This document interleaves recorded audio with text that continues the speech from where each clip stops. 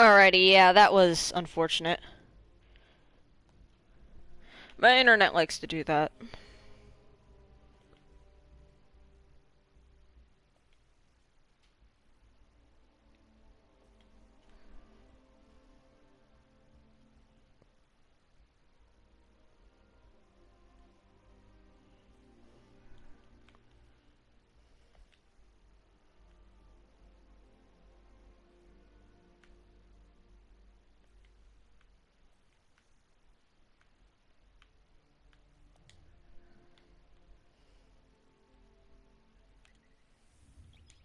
And yes, Arctic, to answer your question from part one, I am using Double Scout.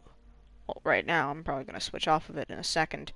But the reason why is because these two are very different. 120, 200, 14, 19.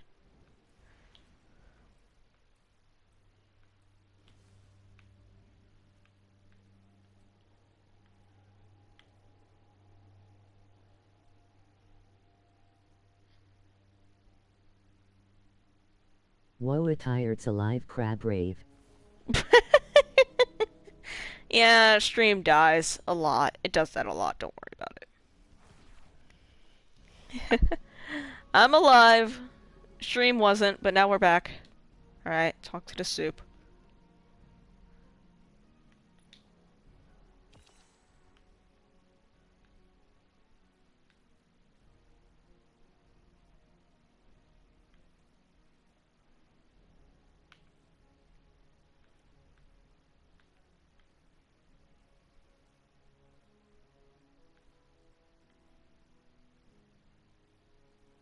Forbidden soup.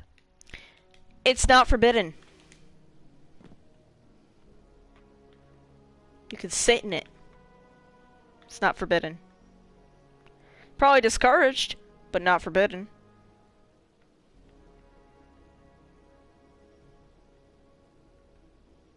Soup.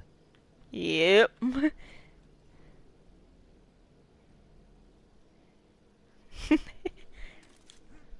Oh yeah, you can sit in there.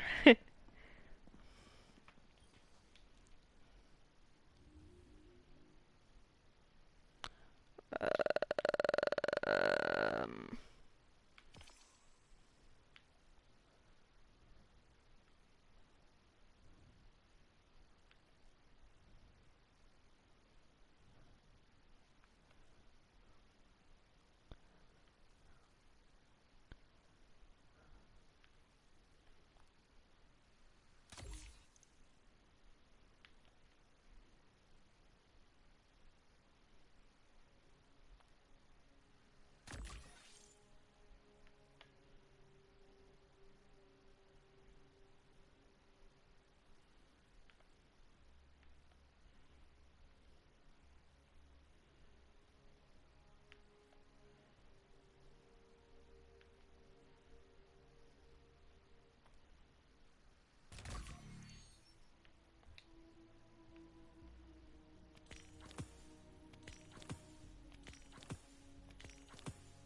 Alright, do I have a Void SMG?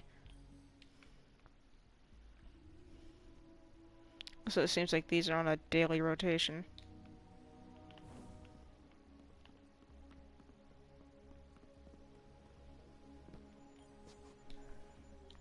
Soup.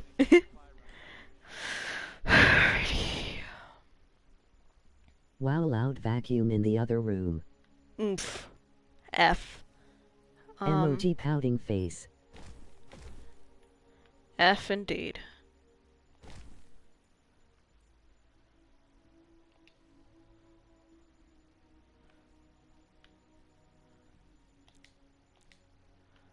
Alright, I need a Void SMG.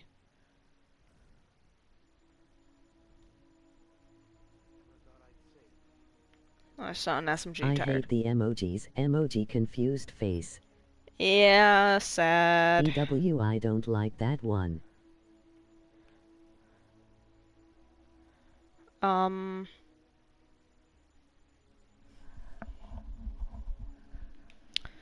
There... There's no way there's no Void SMGs. Like, that's a scout rifle, and I really like that scout rifle, but... That's an ARC SMG. Alright, I need to go into my collections and check this. Because if there's not, I'm going to be genuinely baffled.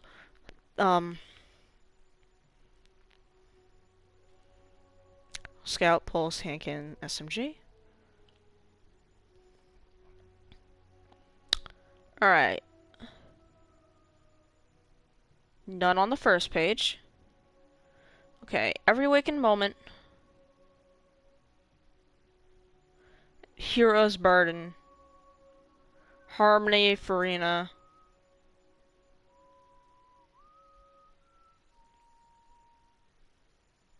And Etude. Oh, and then Forte. Yeah, great. So most of them are blues. There are no Unsunset. Found by exploring the moon. Hmm. Yeah, all the others are kinetic. There is a single Void SMG in the game that isn't a blue.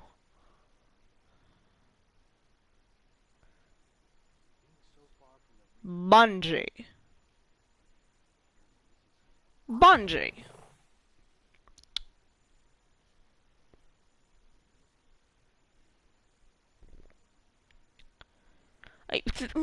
Okay, this is genuinely confusing me. How? How? Kaya to fix your game. What? Kite'll fix your... Also, I'm really, really sad that they got rid of all the, Black Armory weapons, because these things are beautiful. Like, look at that. Look at the art in that. Look at this. It's a beautiful weapon. And Subtle then... calamity, my beloved. Indeed. And then...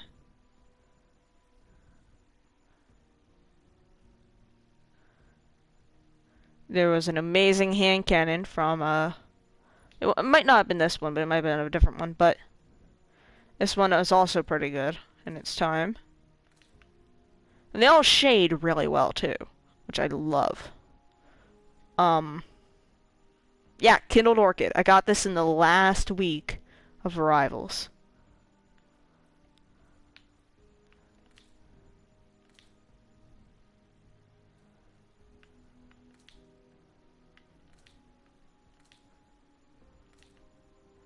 I have returned and I only have a little heat stroke. What?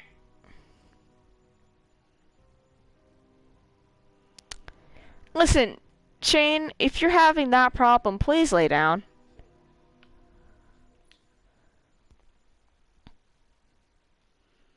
WH. Just looking at Black Armory weapons. Like, these things were amazing. I never got the Blast Furnace. That might have actually been from the raid. No, it wasn't. Okay.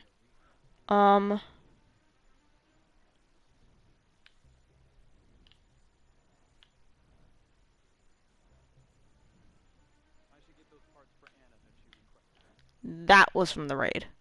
That scout rifle was really good too.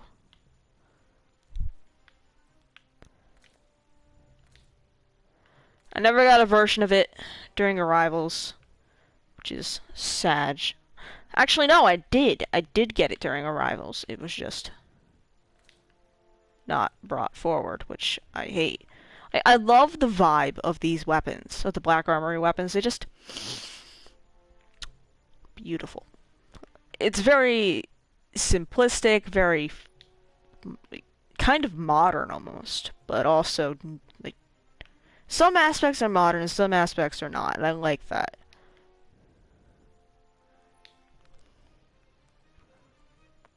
That is... I went for a walk and I'm pretty sure I had or am having a mini heat stroke. Alright, so cool yourself down very slowly. You're gonna want to have a nice progressive cooldown. so that your body doesn't go into shock.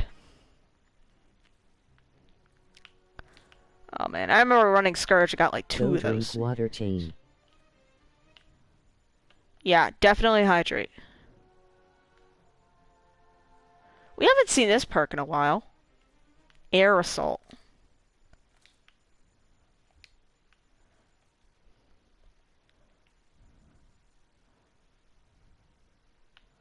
Tempered Dynamo. I really liked this one. I got this one in Scourge too. I had a fairly decent roll of it, and it was... Bungie, why must you take them from me? There were so many weapons in Season of the Forge.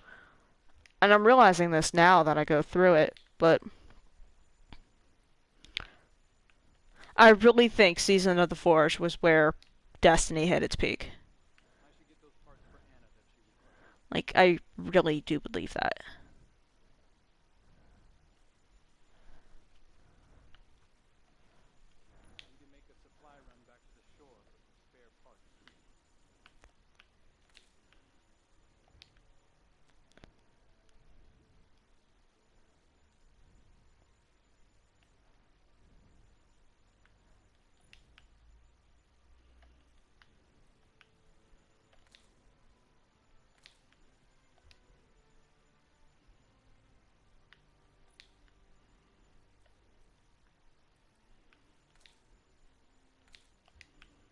And while I might not like all of the designs, yeah, damn, but I want them back.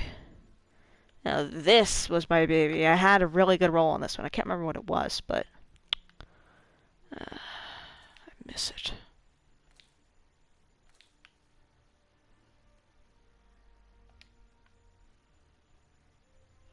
And I don't have its replacement, the Commemoration, or the Swarm.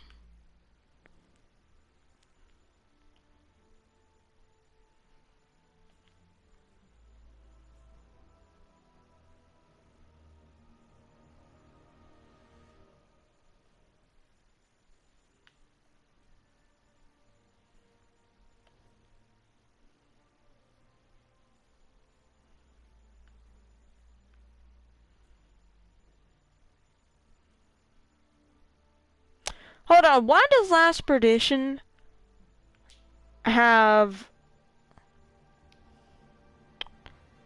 yes. But... I was about to make a joke there. I was like, no.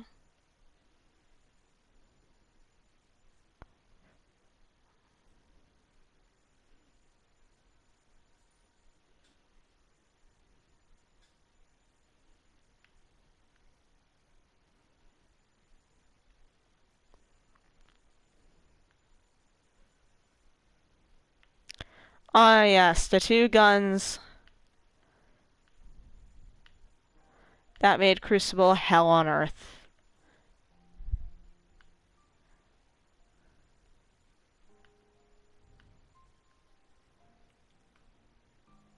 I also found it interesting that every single Season of the Drifter weapon got...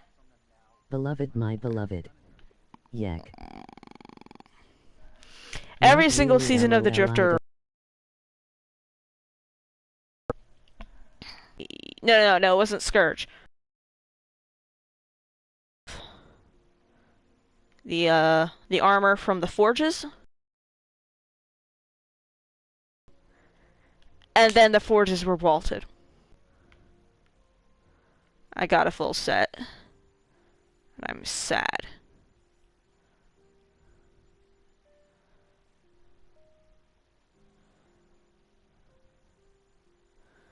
Feels bad.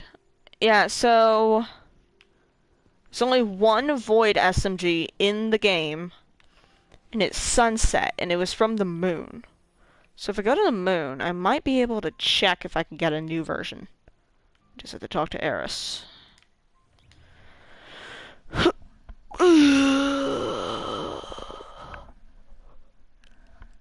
Hi, Eris.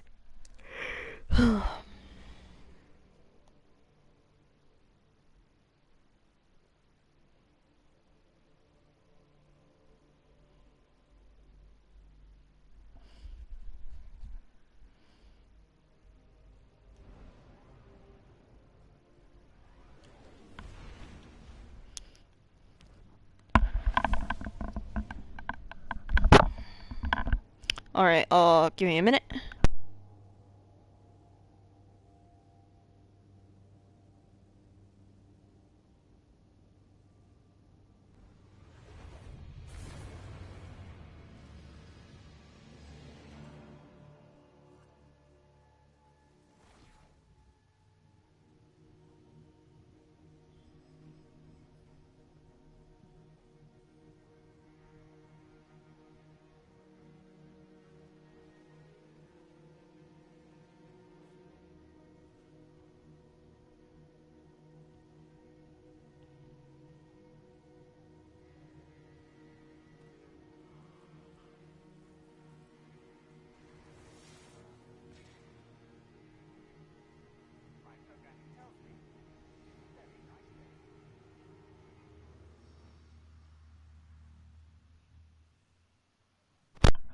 Alrighty.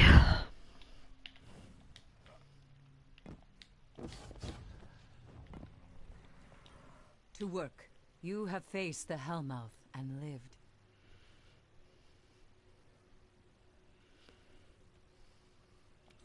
Always be prepared.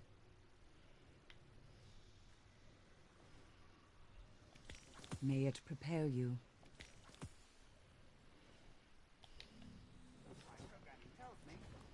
May your blades be sharp.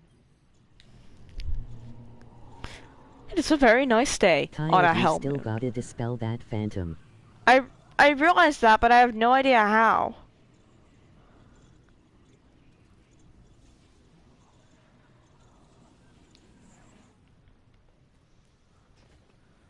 Look, I talked to her, The Hellmouth and lived.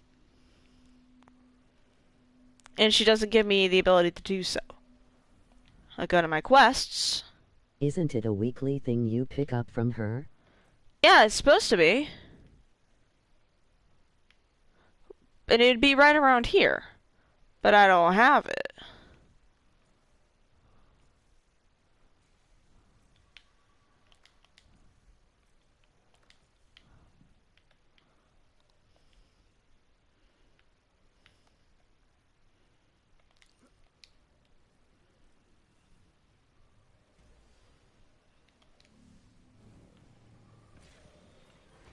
I can smell the hatred of the hive upon you.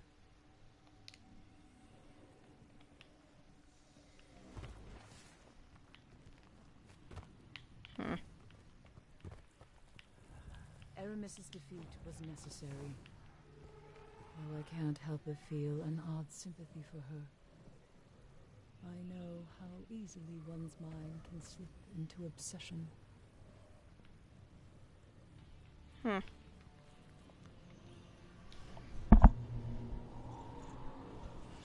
Alright, which one of these gives me the SMG? I had a God Roll Tranquility, and I am sad that I lost it. Oh.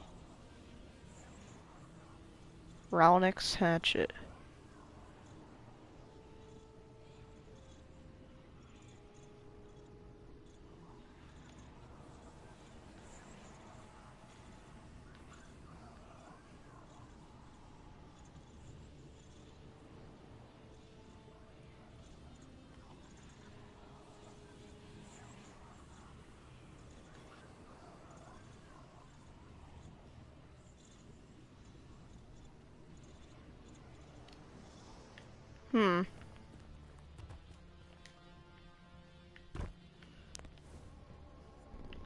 Wait, no, I gotta do the lost sectors.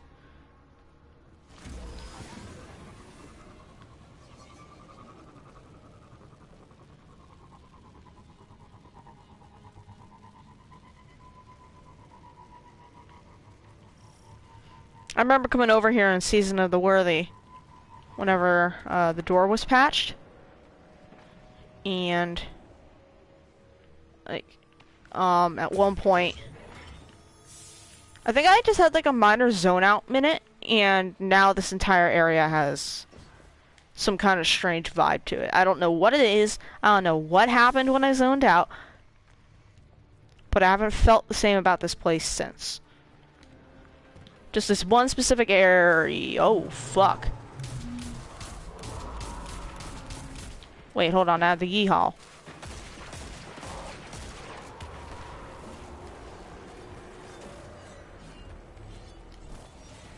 Is it a bit different? I don't know.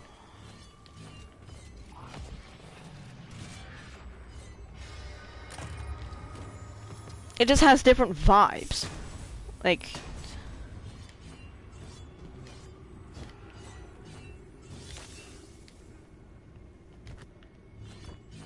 I don't know if I feel uncomfortable here, or what, but I don't know, man. I don't know what happened.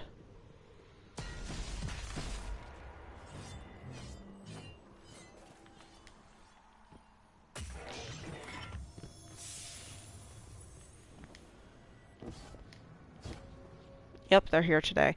So, these three assholes right here.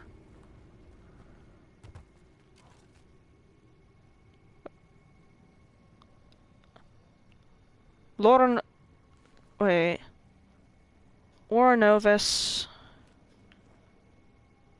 Sysis, and Rolvix. Alright, just gonna have this here. And then when I activate them...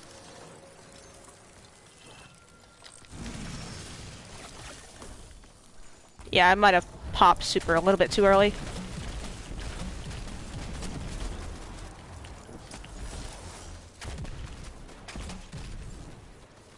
Yeah, so it's a Vandal, a Marauder, and I think maybe a Wretch is the third one. But these names haven't showed up in Destiny since, or before. Okay, there's one. The other two are probably going to get angry. Oh, speaking of. Get over here. Alright.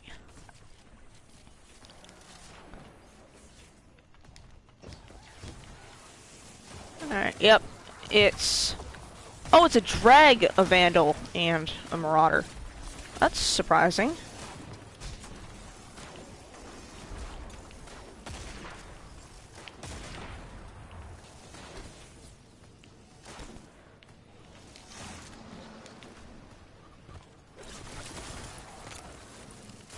Fuck. Oh, I really should have a shotgun. I hear a dude. Don't have any shotgun ammo though. Oh, that changed.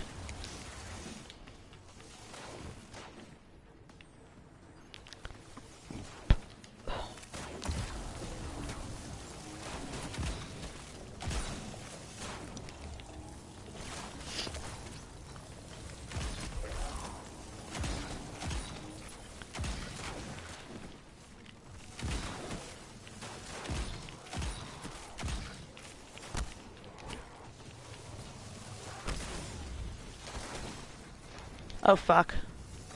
And if I die here, it's gonna be annoying because I'd have to restart the entire fight.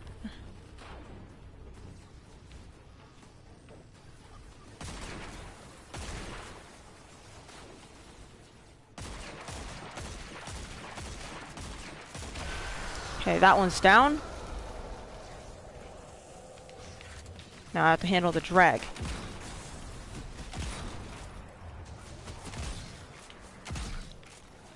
Who is exceptionally tanky for a drag. What's going on over here? Having to kill a nightmare for a title. You know, the usual. But instead of one nightmare, it's 3 smaller nightmares. It's a trio of Elixir Raiders. A Dreg, a Marauder, and a Vandal. The Shadow Keeper Tidkey. One could say. Yeah. Keeper of Shadows. Little Nightmares. What did I run out of time for this guy? Where the fuck did he go? Did he fall off the edge? It's not an immediate kill plane down there, though. Is it? No, it's not. It's a Arctic, turn you back. genius.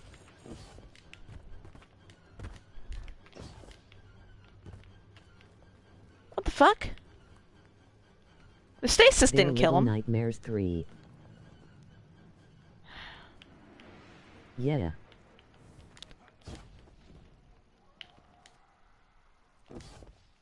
Oh, for crying out loud. Run this. I think Rovix. the Desplum tired.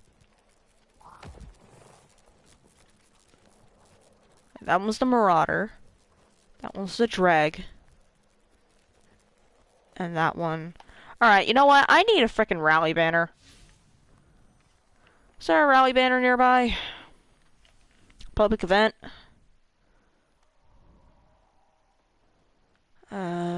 Shank. Fuck it. You know what?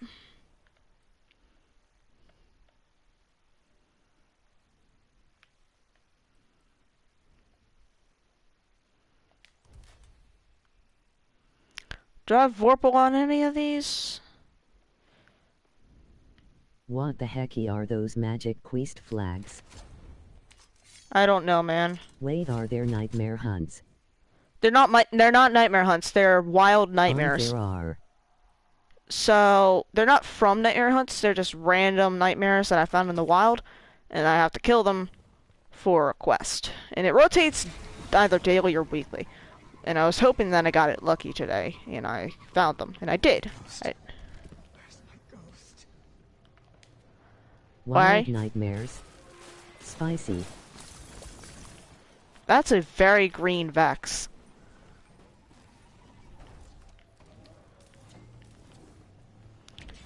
Why are there Vex on the moon?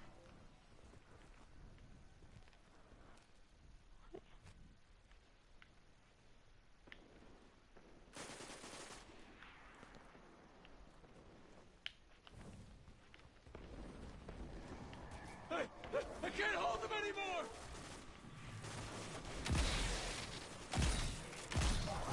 Sorry, man, I Vex need your have loot. always been on the move then.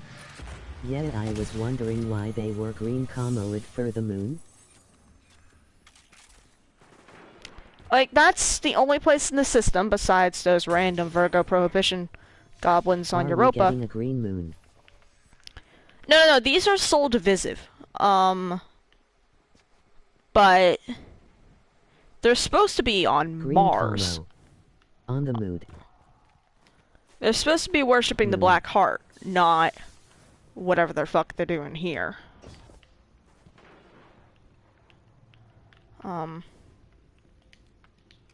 Hey.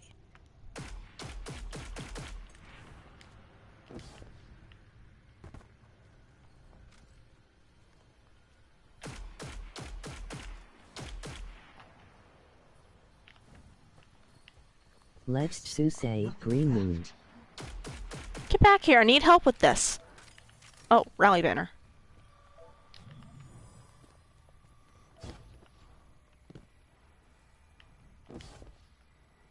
Alright, I'm gonna leave those there. That's good.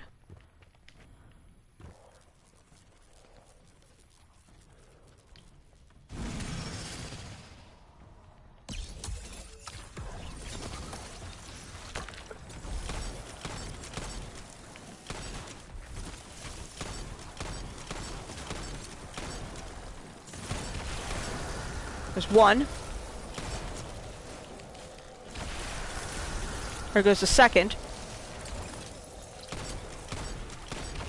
Okay, Xenophage made that easy.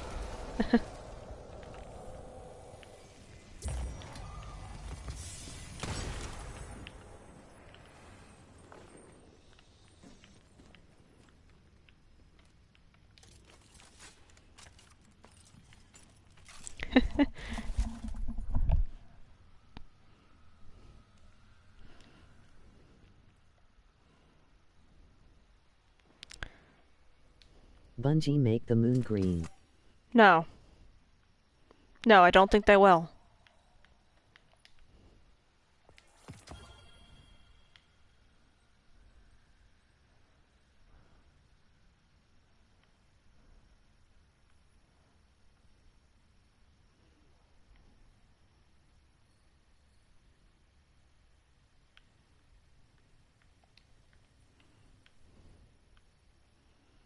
Alright, what do I need for the Shadowkeep collection? Okay. I'm missing that. Don't know how to get that.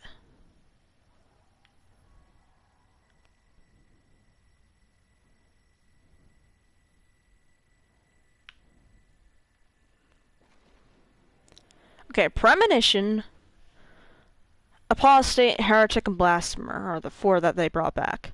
Fuck.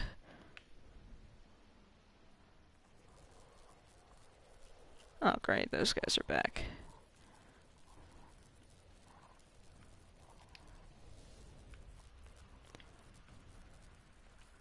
Wait, I just got this ghost. I needed that. For the ghosts who shoot for the moon.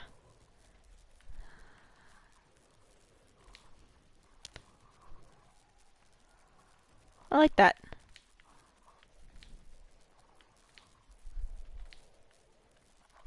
What if they miss? You'll have missed a really big fucking target. It might be considered a failure.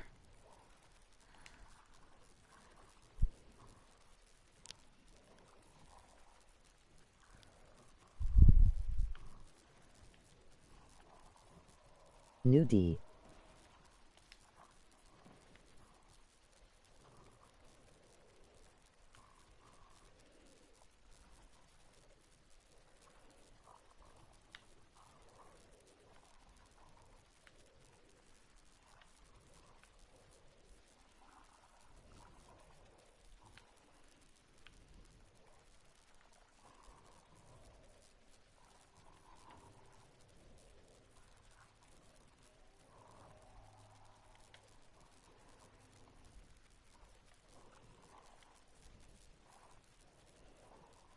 Where's that last... Hmm.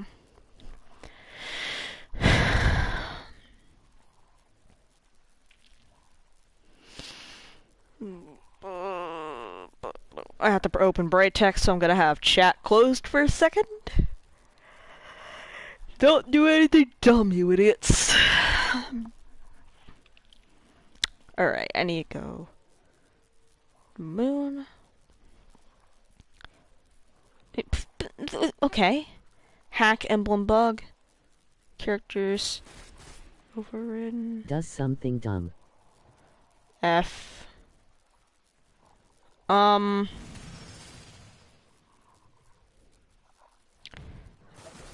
What the fuck? What the fuck? This asshole! This... Alright.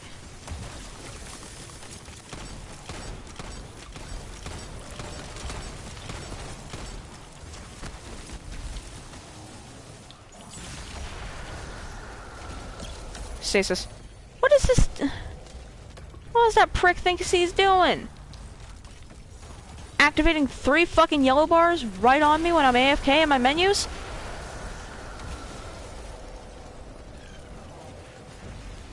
All Guardians in the sector. Sensors have picked up a warsat in Bruh. decaying orbit. It's too valuable to be left undefended. Get it home.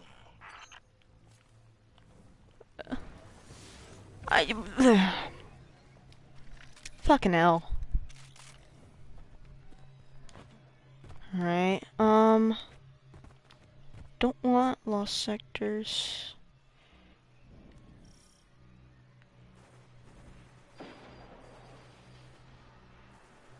Alright. Alright. Let me get to a spot where I'm not gonna get fucking killed instantly.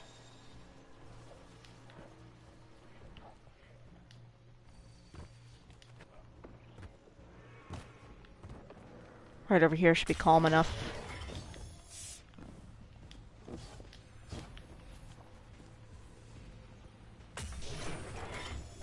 Alright, I'm in Archer's line. Where is the nearest... Okay, I've already discovered that one. I've already gotten that rabbit. Alright, I need to head to Anchor Light. From there, it's the gatehouse, the Hellmouth, and then Sorrow's Harbor. Alright, I can handle that.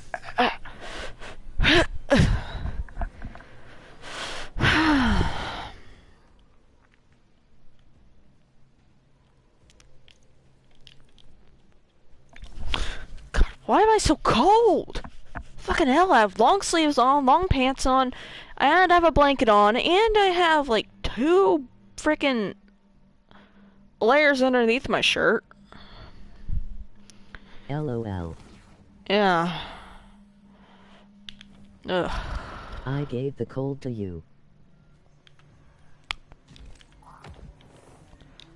I hate you. To work. The corruption of the worm clings to your boot.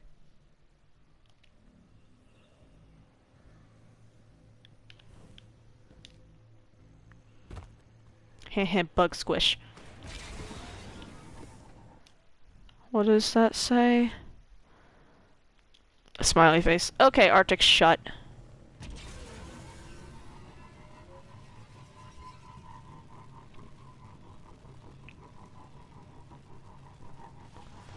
Alrighty. Never. I shall be your Virgil once again.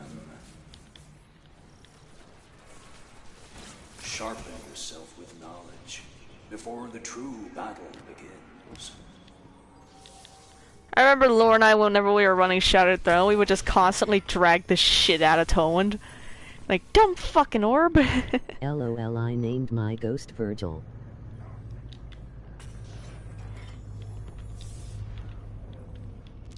Yeah, but after Virgil from Dante's Inferno, or the other Virgil? God, what the fuck was this? Wait, no, which one of you is talking? Is that Arctic, or is that... A war set in a decaying orbit. It's too valuable to be left undefended. Get it home. Fuck. Okay. Leave me alone! Arctic. Okay.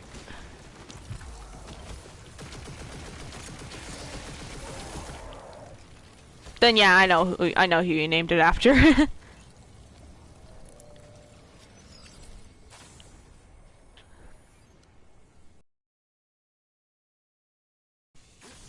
Ow, fuck. I named my ghost Virgil despite Toland, LOL. Ah. Alright, so...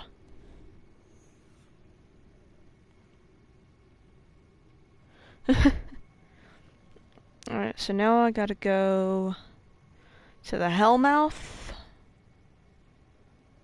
Fuck you, Toland.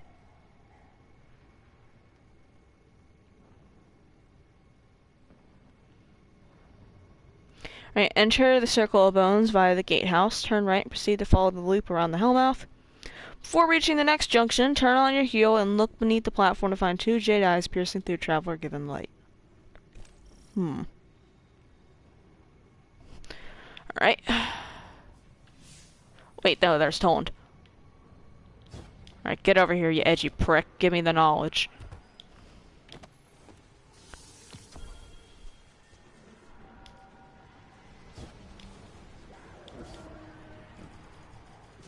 I hear a shrieker. Oi!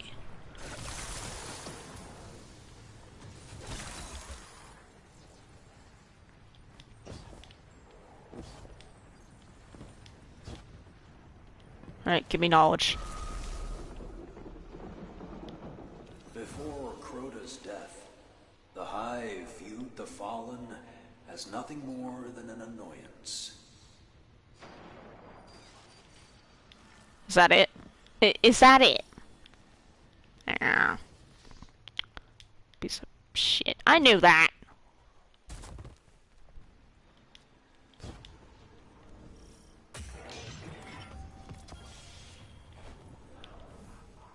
I have way too many of these lost ghost traces. Like, I can't even do anything with them anymore.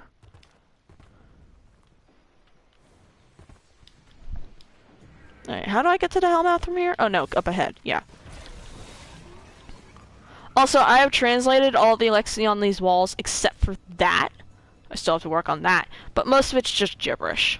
At least with the sheet that I have, though it might be a little bit wrong. Until Vadex gives us a fucking dictionary, we won't have a 100% accurate translation of Elixir to English.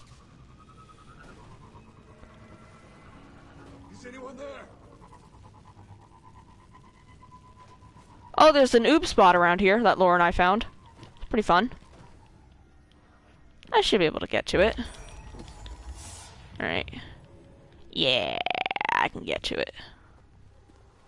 Oh, they have moth wings. Wait, shit, there's more. I will give you as the Elixir alphabet. Hmm? What was that?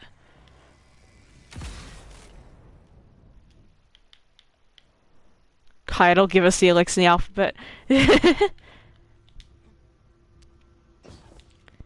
Yeah. Alright, so if I remember correctly, might not be over here actually. Yeah, nope, not over there. Wait, actually, is it? It's in a corner. Can't remember which corner though.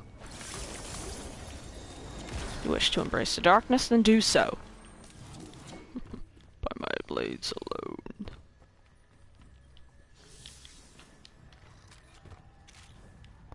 Right now I gotta enter through the gatehouse. Wherever the fuck that is.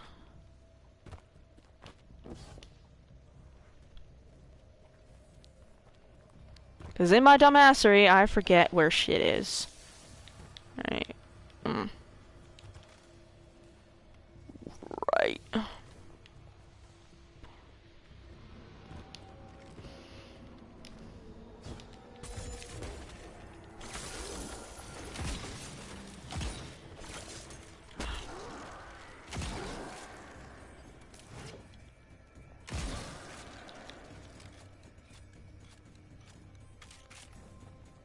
I'm not gonna be able to do that soon, or at least not as often. They're gonna add a cooldown to Shatter Dive.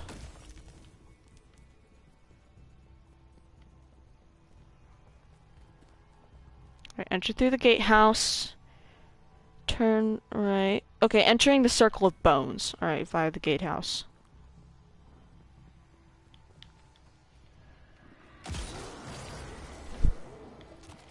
Wait, where's my Warmind cell? I want the Warmind cell, not the random fucking acolyte. Here we go.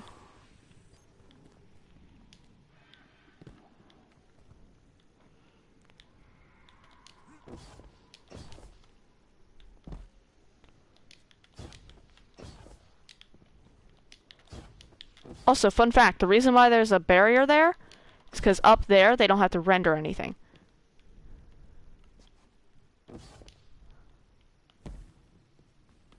This is technically an entirely different load zone than the surface, which is why you can't see any enemies over there.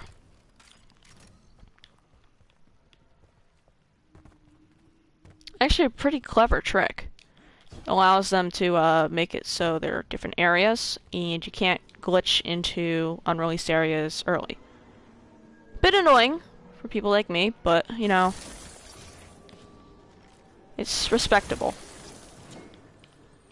The patch, not the oob. The oob is in no way, shape, or form respectable. But do I care? No. So I'll do it anyways.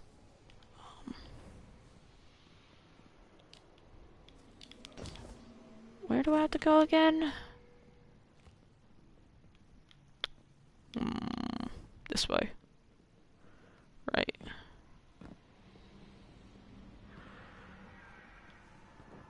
Alright. Yeah, I get it. I get it, Braytech. There's a bug with emblems. Entering the Circle of Bones via the gatehouse, turn right and proceed to follow the loop around the Hellmouth.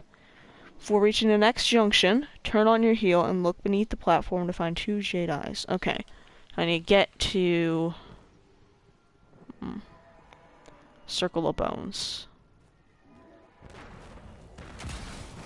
Yeah, occasionally there's just a random champion in here who will exist, and you can kill him for loot.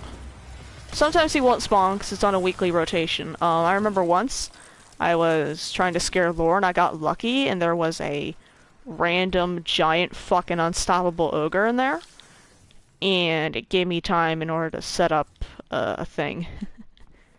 I'm a horrible person sometimes, but alright. This leads to Circle of Bones? I think it does.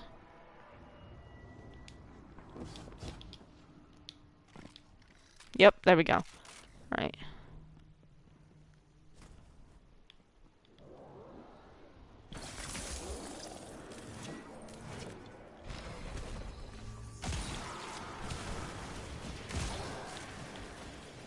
Right. Under the platform? Right, okay. Probably gonna be one of those little crevices. Alright, turn right and follow the loop. Ow! There it is. Okay.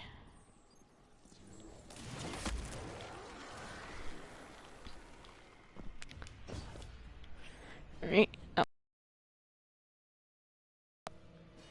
Is the shrine. I think I can get to that from here. Maybe.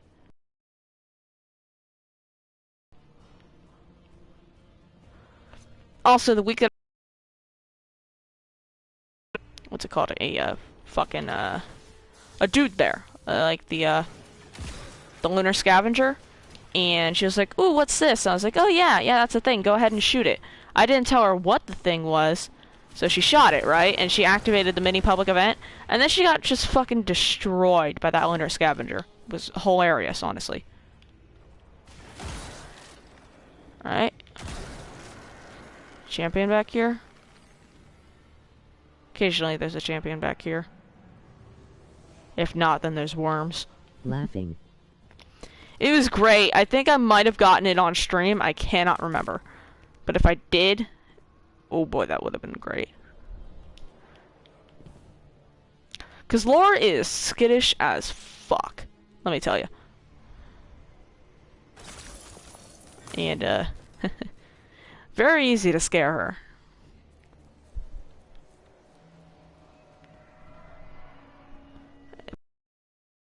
That'll work. I do not care if my emblem is reset. I can always just fix it. Alright, this is World's Grave. I think you get to the shrine from here. Oh yeah, this is where we did the thing. Alright, so we narrowed down the direction we had to go to two of these hallways, right? It was... Wait, no, it might not have been this place. It might have been somewhere else, but... It was an area kind of like this. And we had narrowed down the direction we had to go, from left and right. I was like, okay, you're gonna go... this way, because she was looking for a thing. And I was, quote-unquote, sherpaing her. Because before then, I had actually shown her a thing. And it was legitimate. So she believed me, right? She's like, oh yeah, Tired knows all the cool shit on the moon. So, of course, with that in my back pocket, I continued onwards. Took her through a couple of corridors, and I was like, alright, so basically, there is a thing that we have to do, but we have to be in separate instances. That right there should have been a tip-off for her, but since she doesn't exactly know about the mechanics sometimes, she was none the wiser.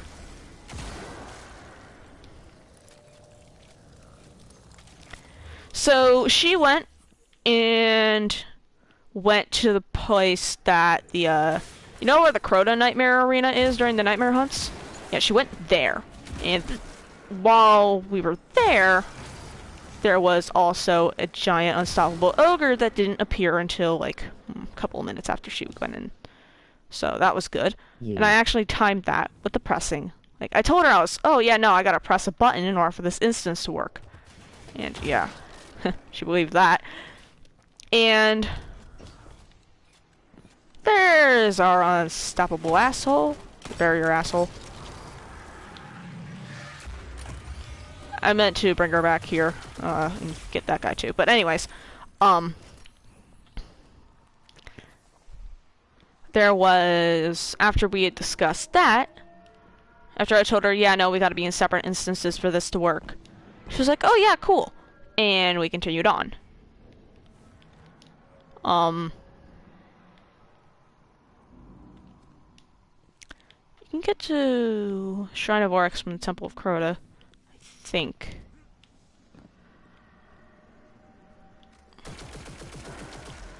And wait, no, we were in the room where you first fight the Omnigul Nightmare, and that's where I told her we had to go. So I went down the dark hallway. She chose the light side because she was afraid of the dark. And I was like, okay, yeah, I can work with this. And I said, do you want to press the button, or do you want me to press the button? She said, yeah, no, you can press it. I have no idea what it looks like. Second mistake. So I went down the dark hallway, sat there for a couple of seconds, and then switched to Tether Night Stalker and put on Graviton Forfeit, which gives you improved invisibility, right? Thinking it was going to make me harder to see, like she wouldn't be able to see me. Turns out that's not what that meant by improved invisibility, but it worked either way, because she had no idea what the hell I looked like. But yeah, that happened. So I went down that hallway, waited a couple of seconds, and right around there, she was like, oh god, there's an ogre! And I didn't anticipate this, so I was like, oh, yeah. That might be the thing I need to trigger, I don't know. And she was like, it's unstoppable! And panicked. Oh. Huh.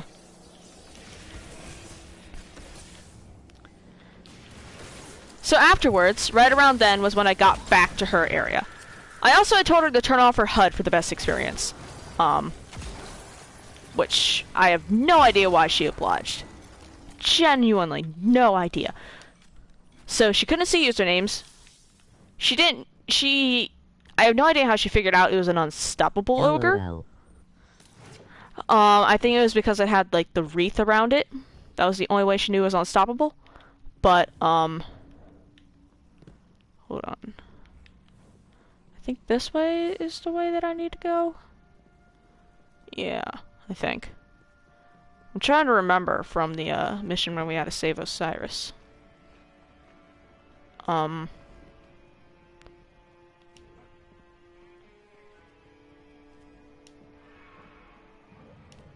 Last season. Nah, this isn't it. I don't remember going... Oh, no, this is Tanix's arena. Right.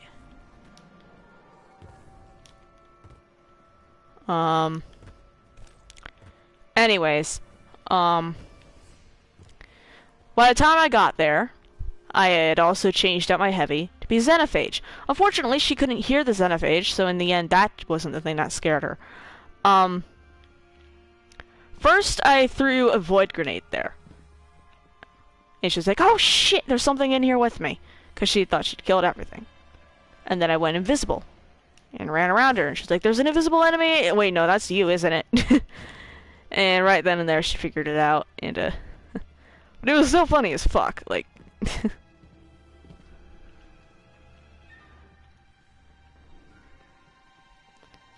Alright. But that was basically the... Yeah, that was the end of that adventure, but, I've gotten her a couple more times after that, I just can't remember how.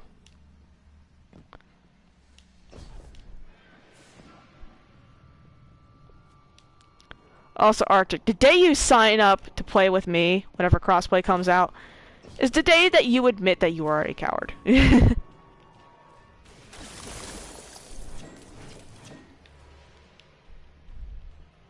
Not to me, no, but just to yourself.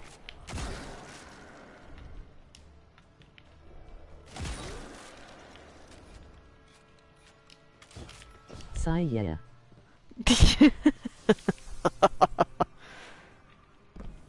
Alrighty. What was the route that I had to take? Maybe it was over here? Can't remember what the path was whenever we did the Cyrus mission. Was it... So you come down here. Did you... Yeah, okay, this is the only way. And then... Shrine of Oryx. Come down here. Right, and now do you go... for here? No, I just came from there. I don't remember that passageway during the mission. But, maybe over here?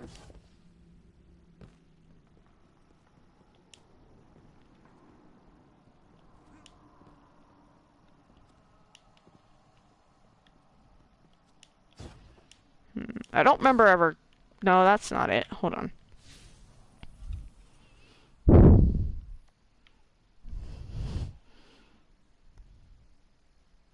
I'm back.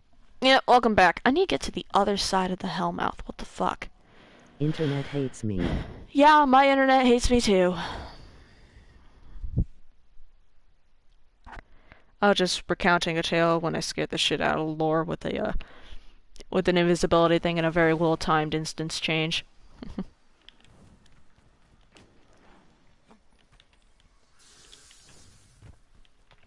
that it? I can hear it. Ma'am, no. No, that's a human.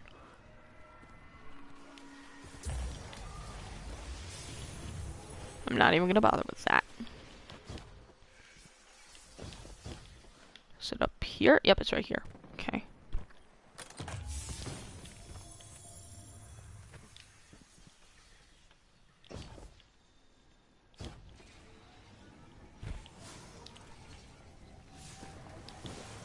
Alright, so I'm gonna go ahead and enter from the entrance near Arch's line. In fact, I was probably better off traveling from there. Yeah, I'm better off traveling from here. Wait, no, hold on. The path you take in the mission starts in,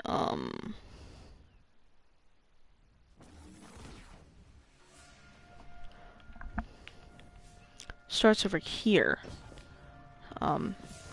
In the entrance next to the catch.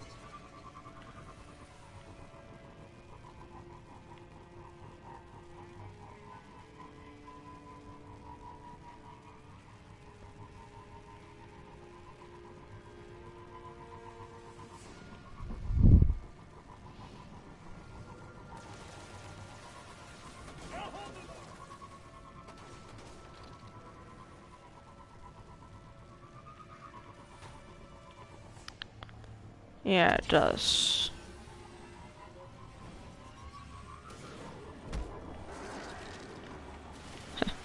Poor random acolyte.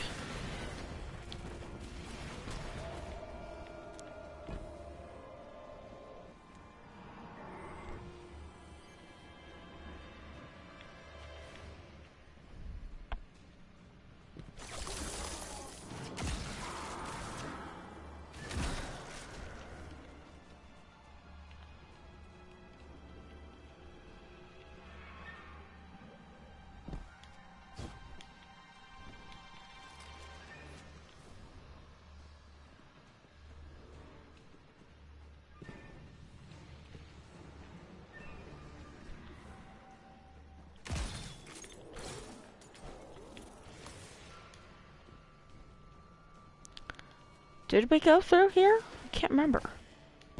I genuinely don't think so, but... No, because up here is Tanix's room.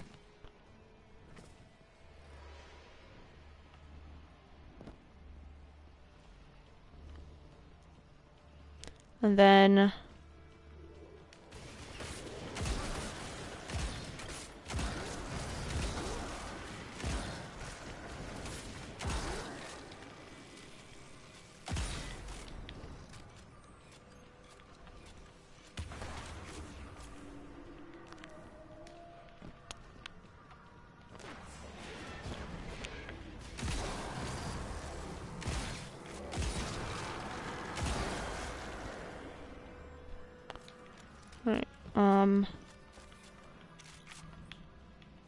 Where did I come from again? I don't remember. Think I came from in here? Yeah, I came from in here. And then that one's not it. Which means that it's either this one? Might be this one? Yeah, it's this one. Don't remember going past that, but... World's Grave. Alrighty.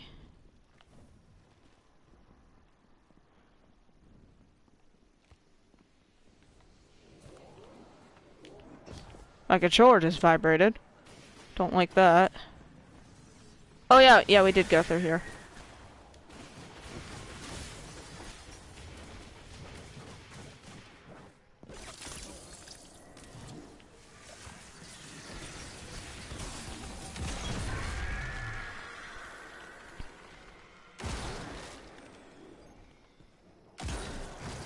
Yep, this was the room where Laura and I did the thing.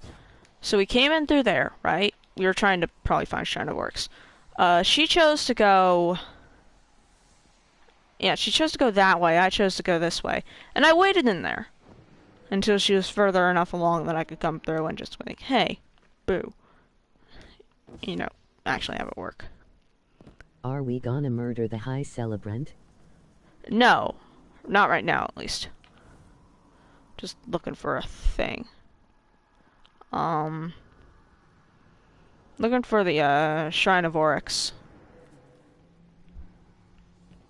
My memory is shit and I forget where it is. Circle of Bones, that's not it. The temple... Okay.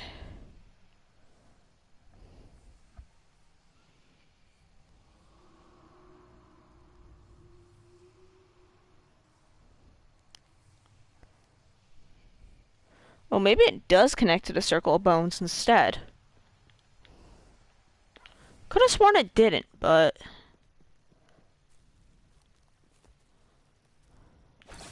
No, it doesn't. No. Where am I on the map?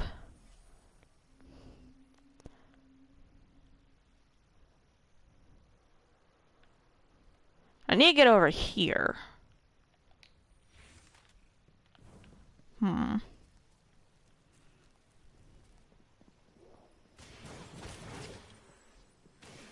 Maybe...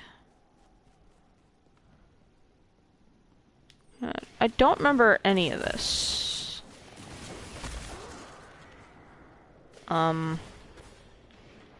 Should probably play through it again on my Warlock just to make sure I'm remembering things correctly.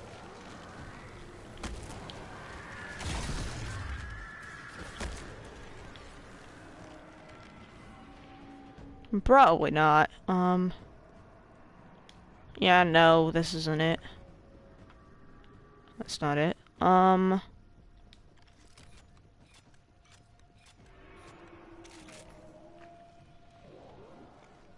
There's a dude over here? Hold on.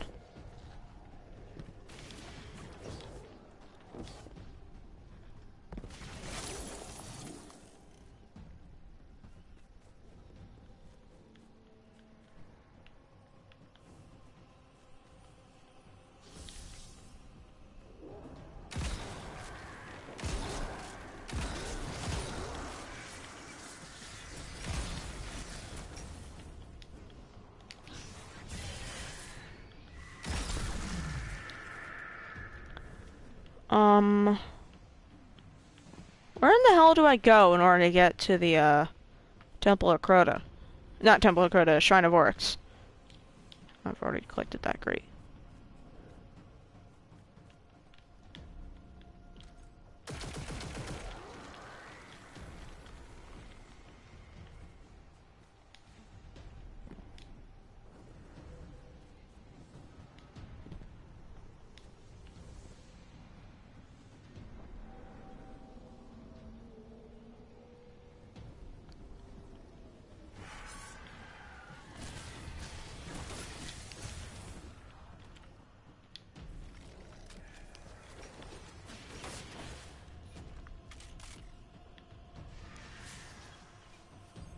Need to check where I am on the map. Alright, so I passed it.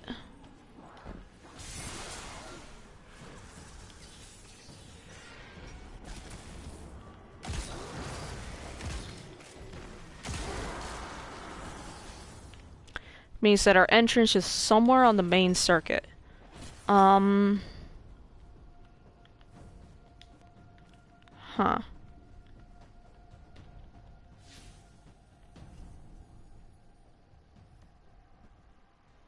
I need to go forward now.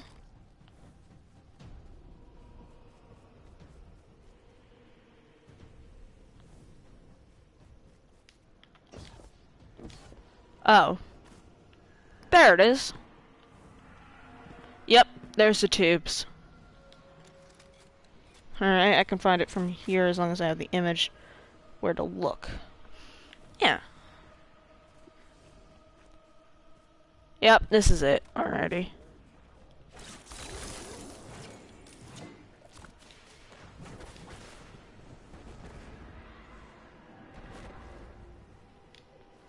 I need to go up and to the left. I almost said right. Again. I can tell directions. Worm.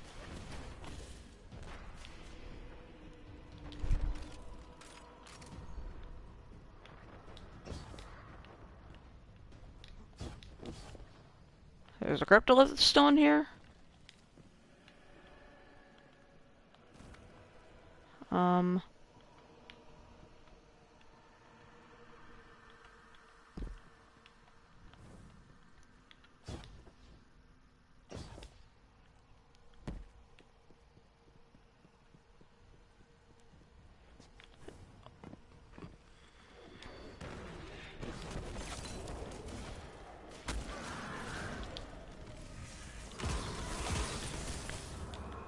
Wait, no, I already traversed this spot. What the fuck? I'm going in circles. Am I? I think I'm going in circles.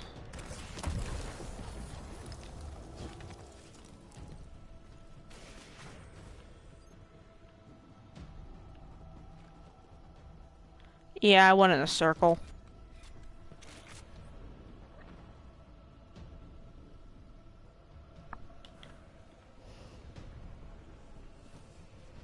Alright.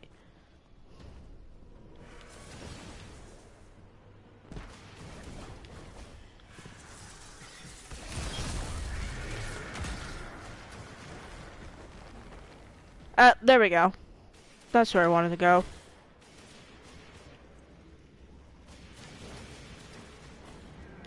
Because these tubes lead to the special mechanism.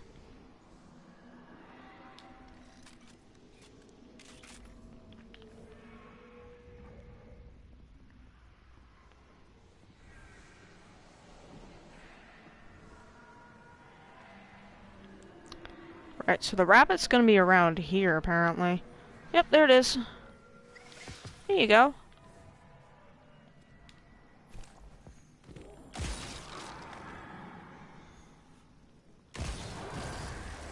Don't like that.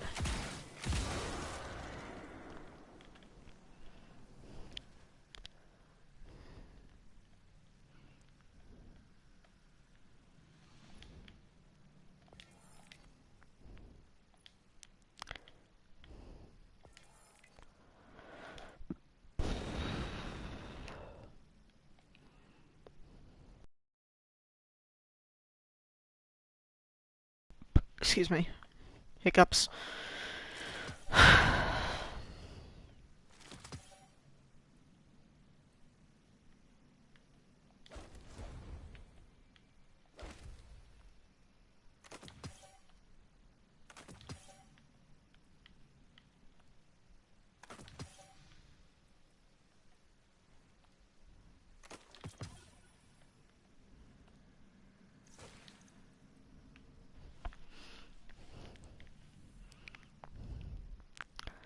Alright, and then... what else do I have to get? I think I still have to get Omar's ghost from Pit of Heresy. Yeah.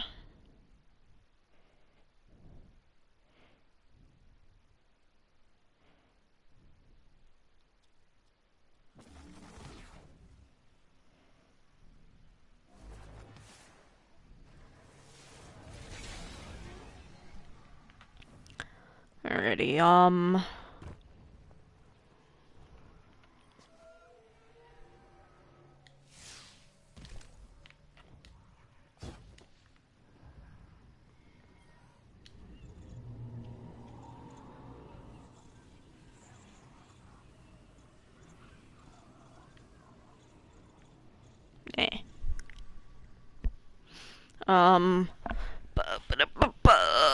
Ugh.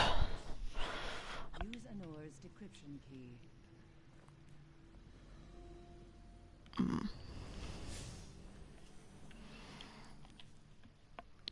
Well done, Hunter. You almost surprised me.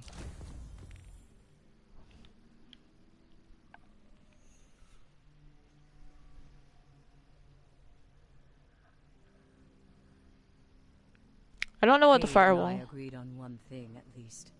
A hunter's place is not behind walls. We are not titans. You and I belong out here, where we may touch the wilds.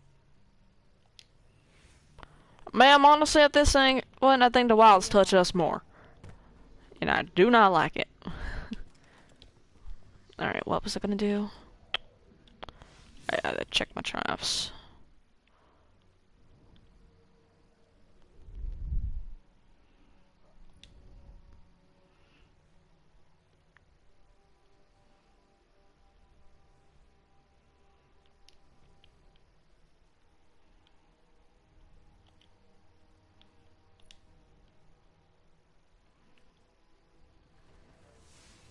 Alright, that gives you that. That gives you that. Already got that. That gives you that. Don't know what that is. Right, okay, so... Go find Toland again. Because his asshole loves to be so elusive.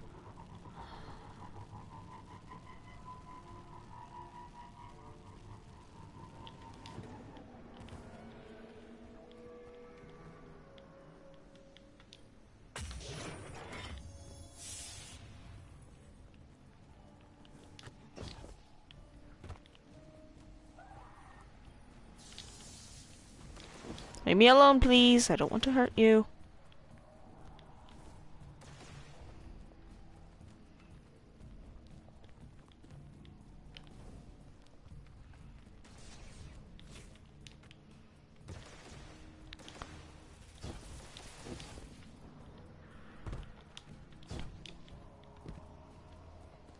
Plant Harpy! These guys actually have really interesting models.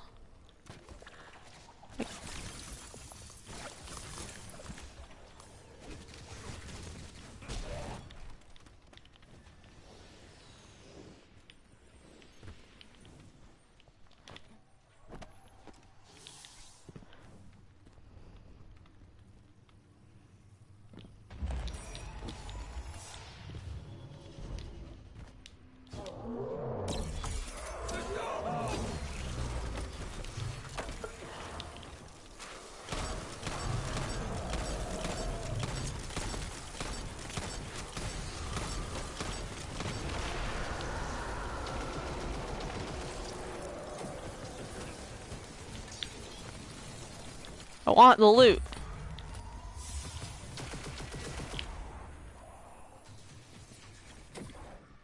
I can't hold them anymore!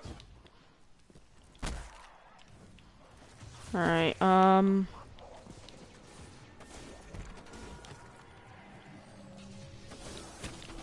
Ow.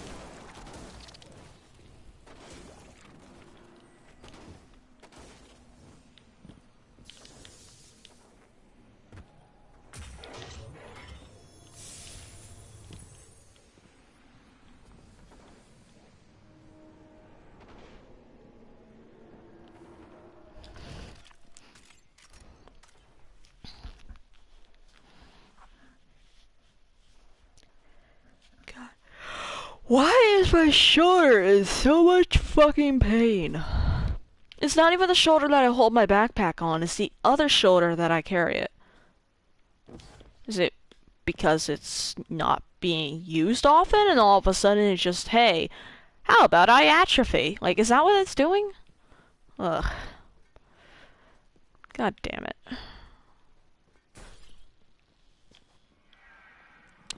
I hate this lost sector. Not just because I hate having to kill the Fallen, but also because these motherfuckers took every explosive on the Earth and wired them within a half-mile radius.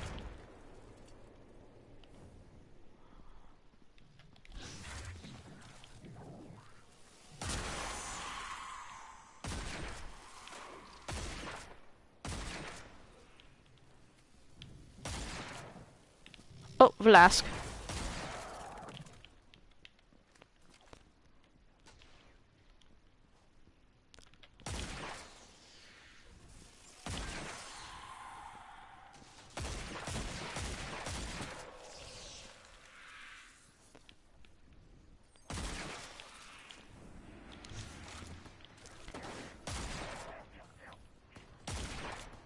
Who gave the children scorch cannons? No, those aren't scorch cannons. Those are wolf repeaters. Great. Even worse.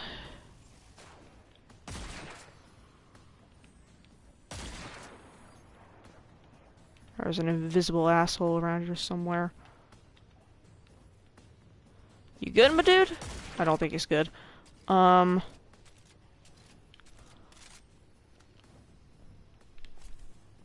Beep boop, beep boop. Hacker man.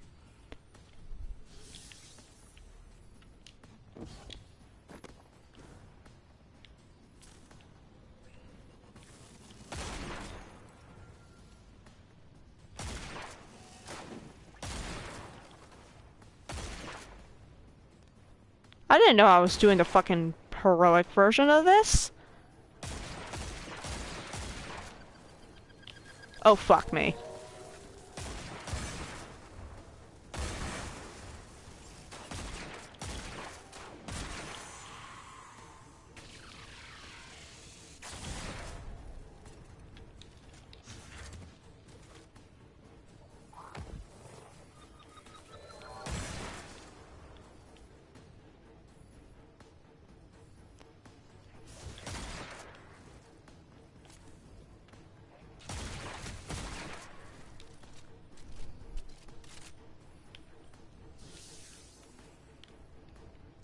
Just quit screwing around, Tired. Give him the mercy of a quick death.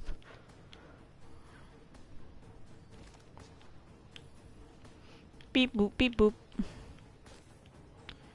Why am I such a dumbass?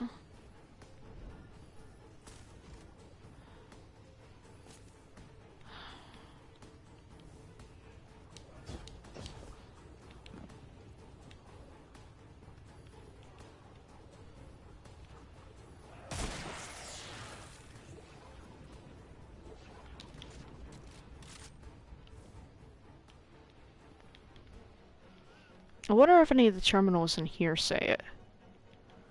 Because there's a couple of terminals across the map that have a thing that I want to show y'all. No, not here.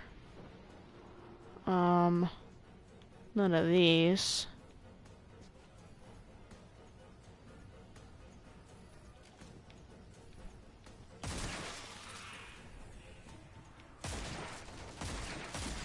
Alright, I'll point it out in the next lost sector if it's even still there.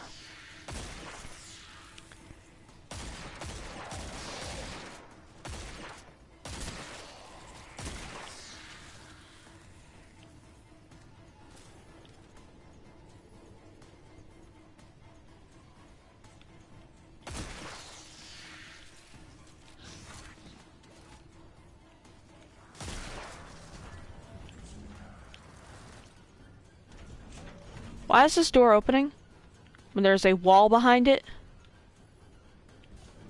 It's not a spawn hole. It's just a straight up wall. No. Yeah, wait, no, that might actually be a spawn hole. I can't tell. but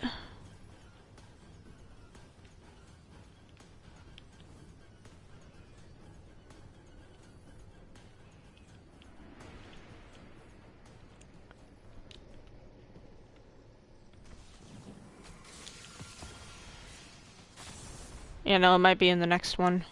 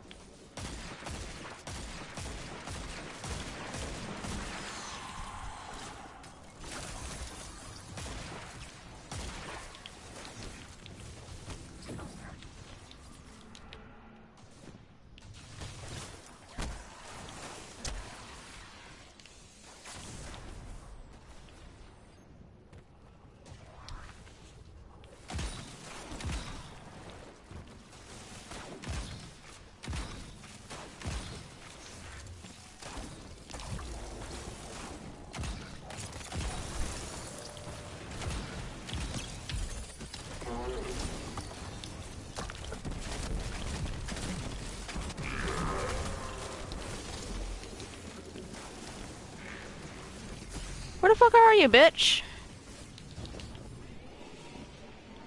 Oh. Let me collect my loot. Okay.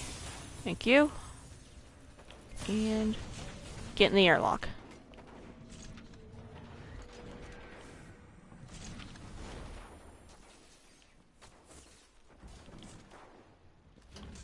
Are they chasing after me?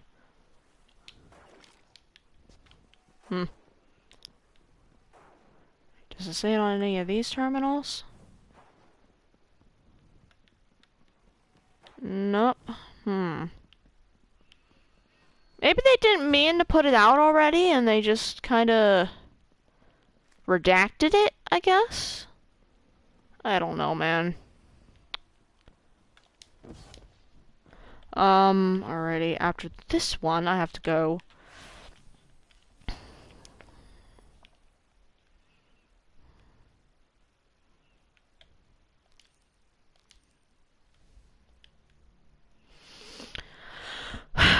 All the way up. Which ones do I have to do? Communion and crew quarters. Alright, communion is that one. Alright, so it's the ones on the lower half of the map today. Why is my iPad dying? I had the charger plugged in. No, I don't anymore. God damn it.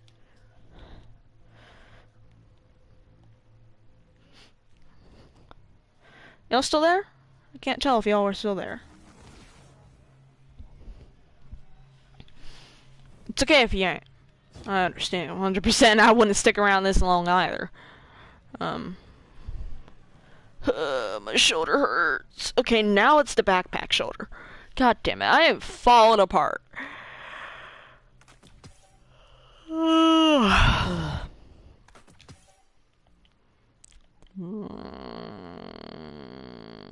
also falling asleep.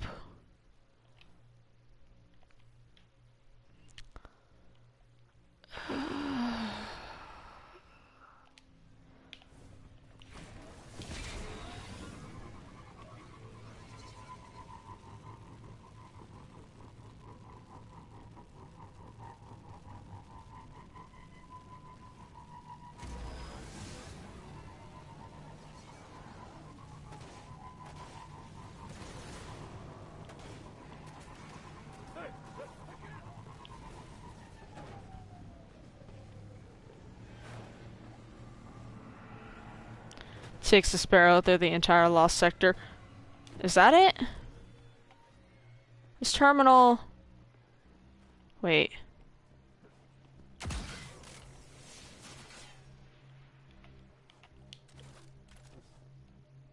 Huh. Can't read that. It's way too blurry. But that terminal wasn't on before. At least not that I can remember.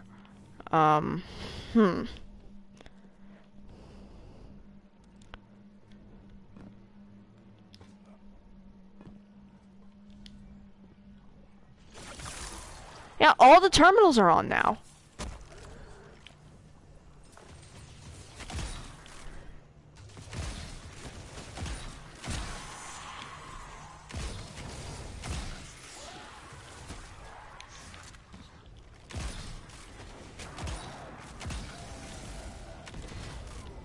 Alright, yeah, there's a lot of terminals that are on now.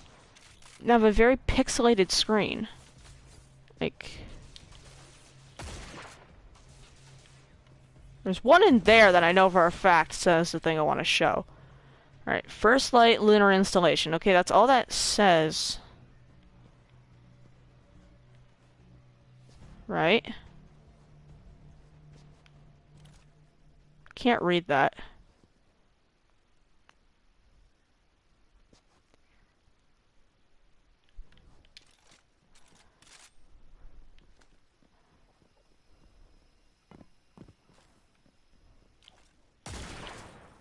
Yeah, all the screens are on in here now. I mean, all of the screens. Alright, that one right there says what I need to show. Venus. Aphrodite, Terra, Maxwell Montes, Ishtar Cliffs. Ishtar Cliffs is where we went in D1, I believe. Yeah, because the Ishtar Academy. Which is what, one of my favorite lore websites is named after. And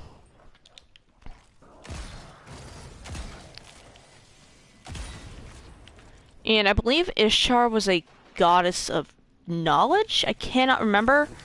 Do not cite me on that, because I do not know my world mythology as well as I used to.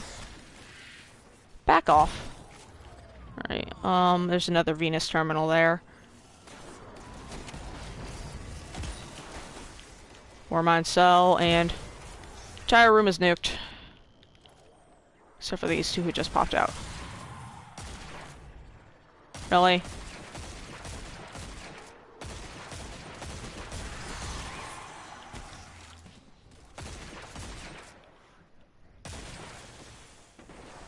Yeehaw.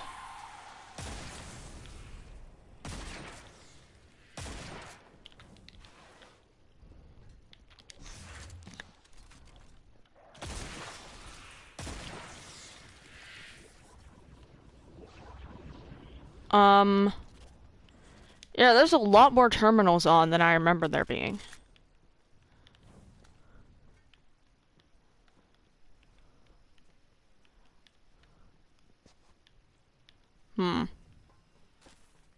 Might just be a shitty memory, but it might also be a thing.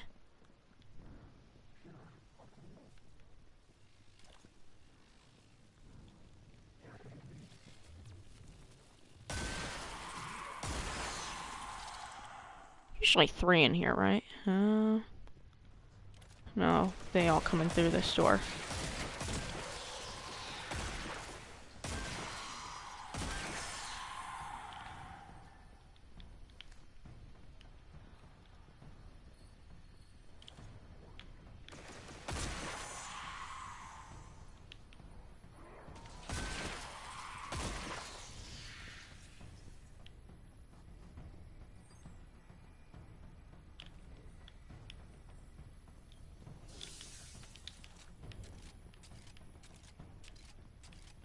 Any lit terminals in here?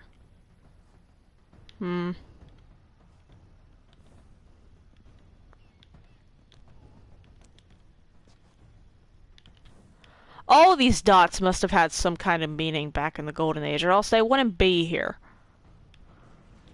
Unless, of course, the scientists were fucking nerds and decided, you know what, we're gonna have a cool-looking space station. Which is very possible.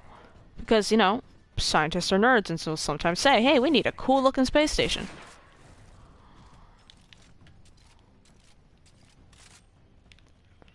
Like, it happens in real life, why not in Destiny?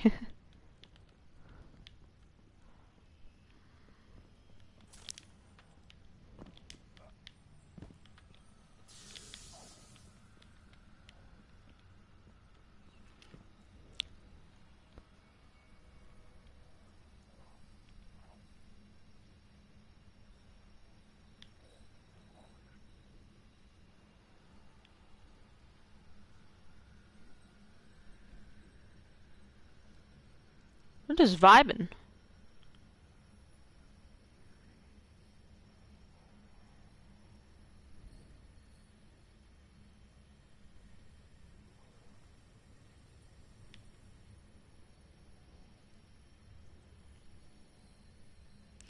I'm mainly watching, so I'm trying to observe how they move for drawing purposes. No oob. Aw. Alrighty. Sorry about this, guys. Wait. Never mind. Everyone's angry.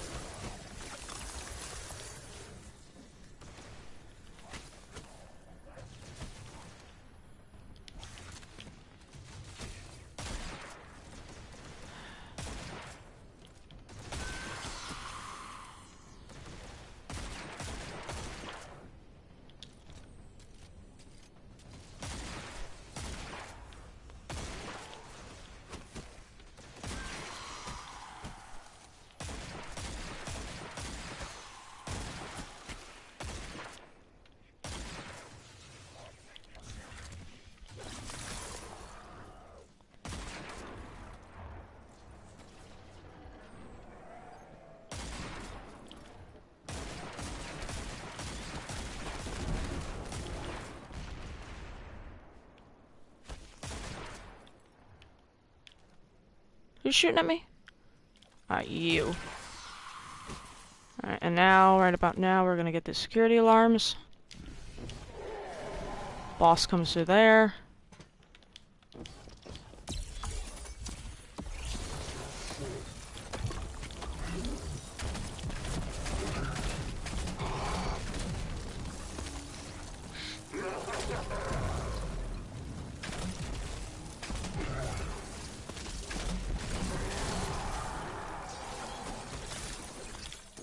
Once the big boy is dead, we start getting explodey shanks.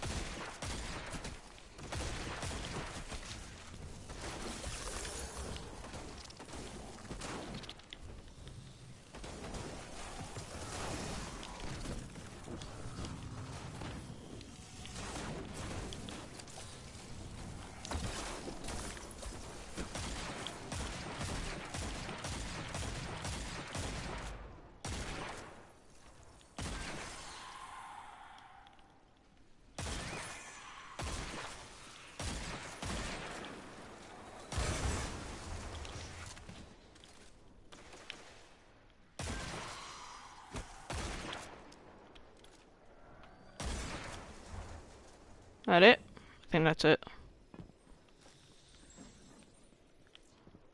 And then... Aidable pain.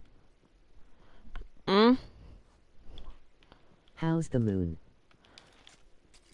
Well, we got this here. So... Also, a noticeable increase in signage. Like, a lot more signs. I don't know if it was an update in the textures or what. Ooh. But, yeah. Venus. So, Jane, I don't know if you played D1, but Venus was a location in D1 that housed a Vex structure that was outside of space and time. More Paba. This structure was known as the Vault of Glass, and within it, the Vex created a massive unit called Atheon times Conflux to simulate, predict, and enact the future. Atheon and its forces were so powerful that they could erase a Guardian from history. Not just kill them outright, but make it so that they never existed.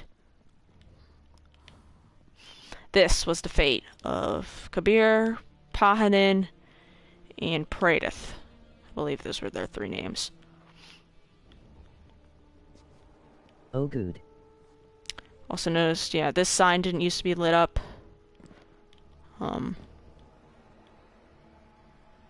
That one right there didn't used to be lit up. That one's been lit up for a little bit. But yeah. In D1, for the first ever raid, Vault of Glass, we destroyed Atheon and silenced the structure for 7 long years.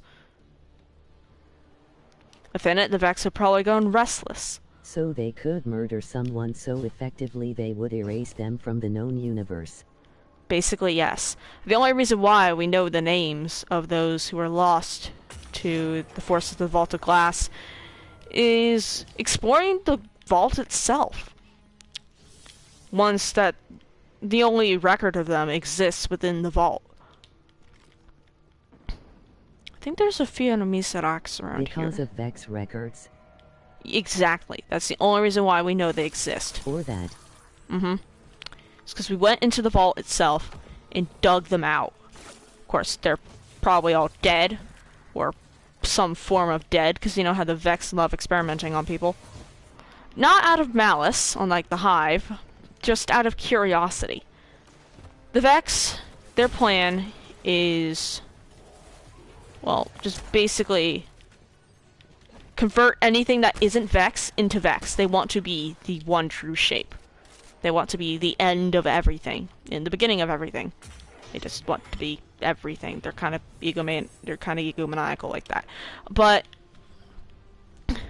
in order to do so, they study, torture, and create in order to do so. With Nessus, I have no idea what the fuck they're doing there. A lot of this stuff about the Vex, we have no idea what the fuck they're doing. But according to the collective, it's important, or else it wouldn't be happening.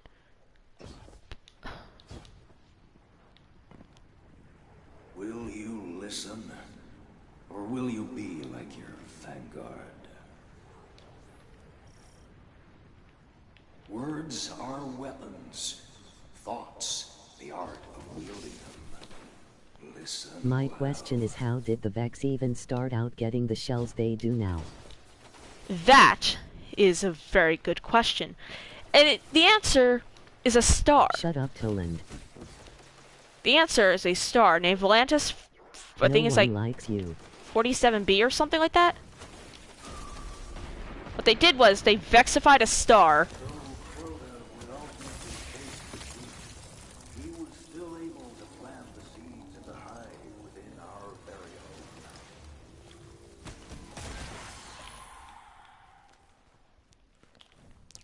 own. This star, Volantis, is in a distant galaxy. Their star is massive. It is a giant blue star. How do they vexify a star when they can, Timu? They're bacteria. It's because they can't simulate us. The Vex are a kind of bacteria. Their true form is the liquid inside of their cores. And we haven't seen the true building Vex. But no, we haven't seen true warrior Vex. We've only seen the builders. Or at least according to Callus. But then again, everything Callus says, you gotta take with a grain of salt, because that guy's fucking horny for the Frickin' darkness. space bacteria. Yep, space bacteria, so... that right there is called radiolaria. It is primarily water, filled with dense metals and salts. Plutonium, lead, plutonium, lead, Vex other things like designed that. to kill. Yeah.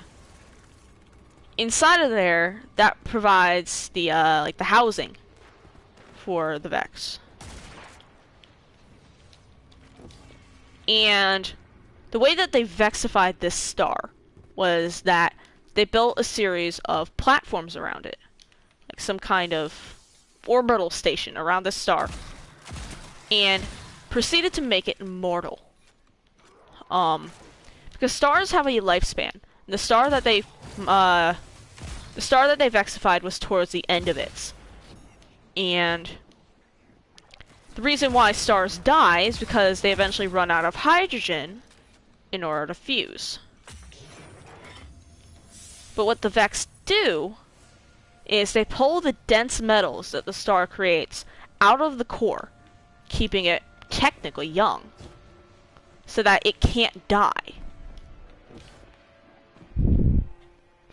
So they get the metal from the stars in order to create their hulls, and yeah. It is a constant engine that is creating metal that they made out of a dying star. Wait, how the hell are harpies supposed to build? They scan. They're explorers and builders. They aren't the real warriors. Wyverns might possibly be the first instance of warrior Vex we've seen in our system, because they are new. They're unknown. We've only seen Wait, them. what do Hanks do then? We've only seen the wyverns on a planet in connection with Volantis. A direct portal to Volantis, or at least one of its orbital stations. Hobgoblins.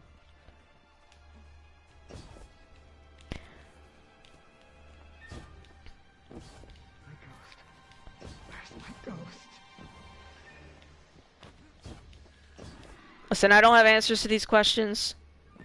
If you really want them answered, go find Callus in the dark and go ask him, hey, what do you mean I'm by all Builder over the Vex? place, sorry. No, no, no, no, no, no, no, no, no, no, no, no, no, no, you're actually making me think things. But, yeah. The only reason why we see wyverns, which might possibly be the first instance of Warrior Vex in the system, is because there's a direct portal to Volantis in the Glassway.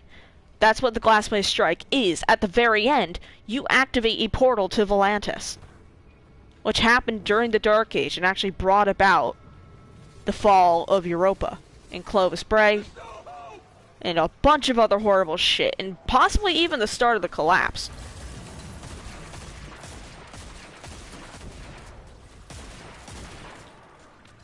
Because once the Vex were released, there was going to be some... Okay, one last question. What Hydras and Cyclopses do? Cyclopses are sentries. Hydra is likely the same, either that or guards. But they're not true combat. Also, the quote, haven't seen Warrior Vex, that's from... changed. Or Callus could just be misinformed, like he was with the Darkness. But, yeah. Saying the lore tab of the Lament, well, at least the book that you get while you're getting... is a bastard, and he does get misinformation. The lore tab that you get while getting the sword. Hold on, let me show you the default version. I have an ornament. Man, fuck Kalush. All my homies hate Kalush.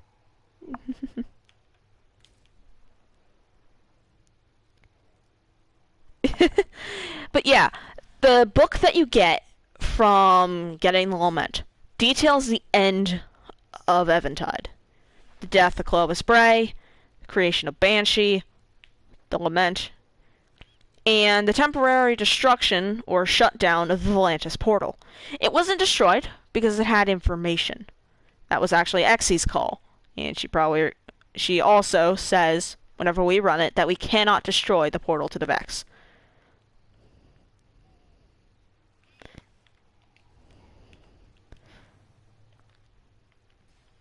Now, I have no fucking clue why, but I'm not about to question her.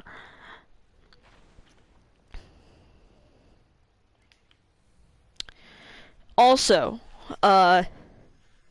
one of the main reasons why I say that Clovis creating the link to Volantis might have brought about the collapse is because it was the first real thing that the first thing that he really made using the darkness. Of course, he had contacted the darkness before and studied it, but he didn't have a practical application of it until he found the radiolaria. And once he killed all of the Vex cells inside the radiolaria, he used that base fluid to mix it with the darkness effects, or clarity, or stasis, whatever. And that was used to keep the brain in a kind of functional state. I say functional, even though it was actually causing some form of brain dysfunction. Which is actually required in order for a brain to be functional. It's a very weird story, but again, it actually gets the biology right.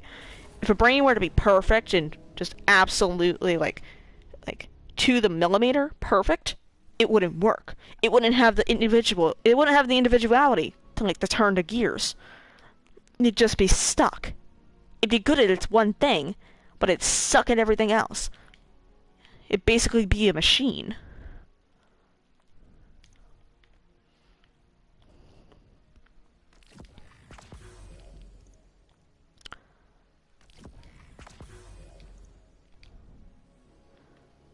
And again, they mention that in the books.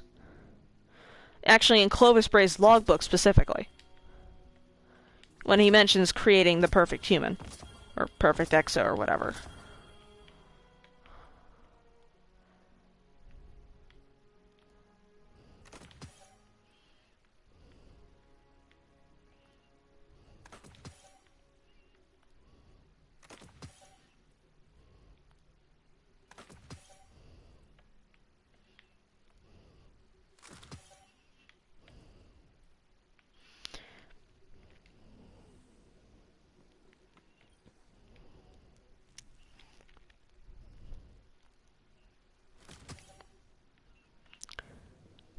But again, I keep having to go back to this because I keep getting sidetracked. After Clovis Bray directly interacted with the darkness, that might have angered the rest of the Black Fleet, drove it into action, and then that's when the collapse happened. In his dream, he actively rejected the form of the Traveler, though it wasn't the Traveler itself, it was some kind of projection of it. In his dream, he spoke to a she-wolf, one with an eye of a sun. Well, one eye was a sun, one eye was a moon. And this wolf told him that she was the Traveler, or at least the voice of the Traveler, and that he had forsaken her in the light. And he said, well, you've said jack shit. Clarity's giving me all of this. It's giving me dreams, it's giving me clarity, it's giving me radiolaria, like, you've done jack shit. And the Traveler says, well, guess what? Sometimes the best voices aren't often heard. Which is basically the Traveler saying, yeah, no, you're not worth talking to. And, of course, in this dream, he confronts the Traveler, after killing his own children in the dream. Of course, they were both wolves at the time, so it was, like, just a bunch of dead puppies, but that's not much better. Yeah, the Clovis Bray logbooks are fucked up. I actually have an entire reading of them on my channel, so if you want to watch through that, or if you want to read them yourself.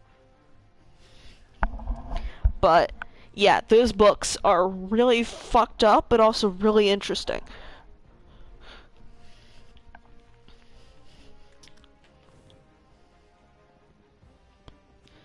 It might also explain why the Vex are so interested in studying and worshipping the darkness.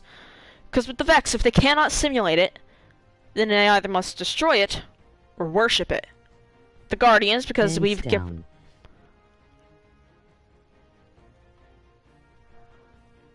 Hands down what?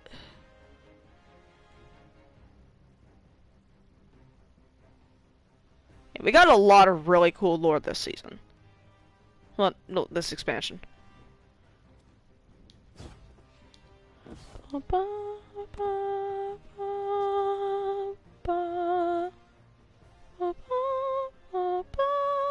I sent a thing that didn't voice to text. F. Well, it didn't go in chat either. Anyways, yeah, Arctic also noticed that some of her messages don't go in chat either, and that's also not solid. Okay. Anyways, Huh. the thing with the Vex worshipping / destroying the Whack. darkness might come from an unpurified version of the I radiolaria. was just saying CB was a bastard. Yeah.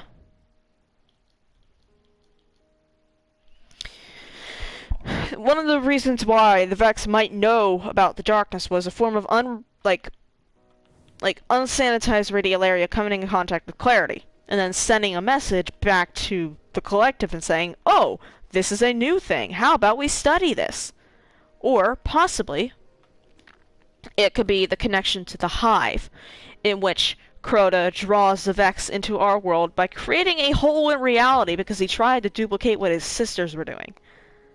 Because Crota was the youngest son. Well, second youngest. Nokris was the youngest. But he was trying to replicate what Ir-Halak and Ir-Anuk were doing. They were the death singers. They were trying to literally sing reality into pieces. So he was like, oh yeah, that's cool. I'm gonna do that with my style. Grabs a sword, tears a hole in reality, and the Vex start pouring out. He's like, oh shit, oh fuck, oh fuck. Then Oryx's worm... Actually, no, it wasn't Oryx's. It ended up being Savathun's. But Yol said, Oryx, get your shit in control. Like, literally said, set your court in order. Because Crota had accidentally invited the Vex into Oryx's throne world. And Oryx went out there to kill the Vex. And when he was killing the Vex, a giant mind came through. Coria. And in battle, he slew it and took it. It became one of his taken. However, to preserve the perfection that is the Vex protection engines, he let it have some semblance of free will, and held on to it for a while. Later, he gave it to Savathun as a gift, which showed his softness in her eyes, and then she tried to stab him for being like that.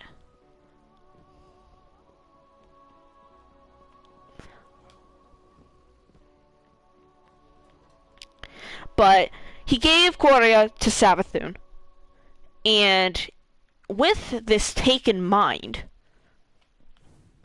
Coria is still able to simulate the past, present, and future. It has the same abilities as Atheon. And as far as we know, it is a giant Hydra-looking thing. Or... Can't be nice to your own siblings even when you're a god. Nope, because showing compassion is showing weakness to the Hive. Because only the strong survive, and if your emotions aren't strong, you aren't strong.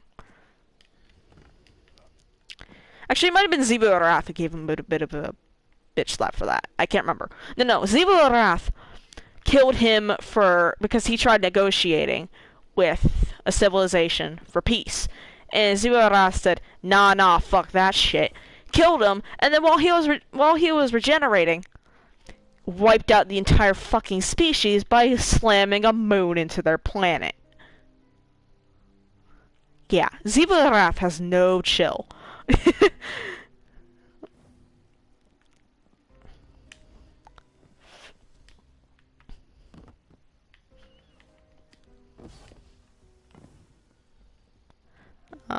Why is it every time that I end up talking about something like this, I'm always just doing laps in the helm? Oryx could have been like the nice hive god. But no. Just fucking yeet him. Yeah. I don't know, but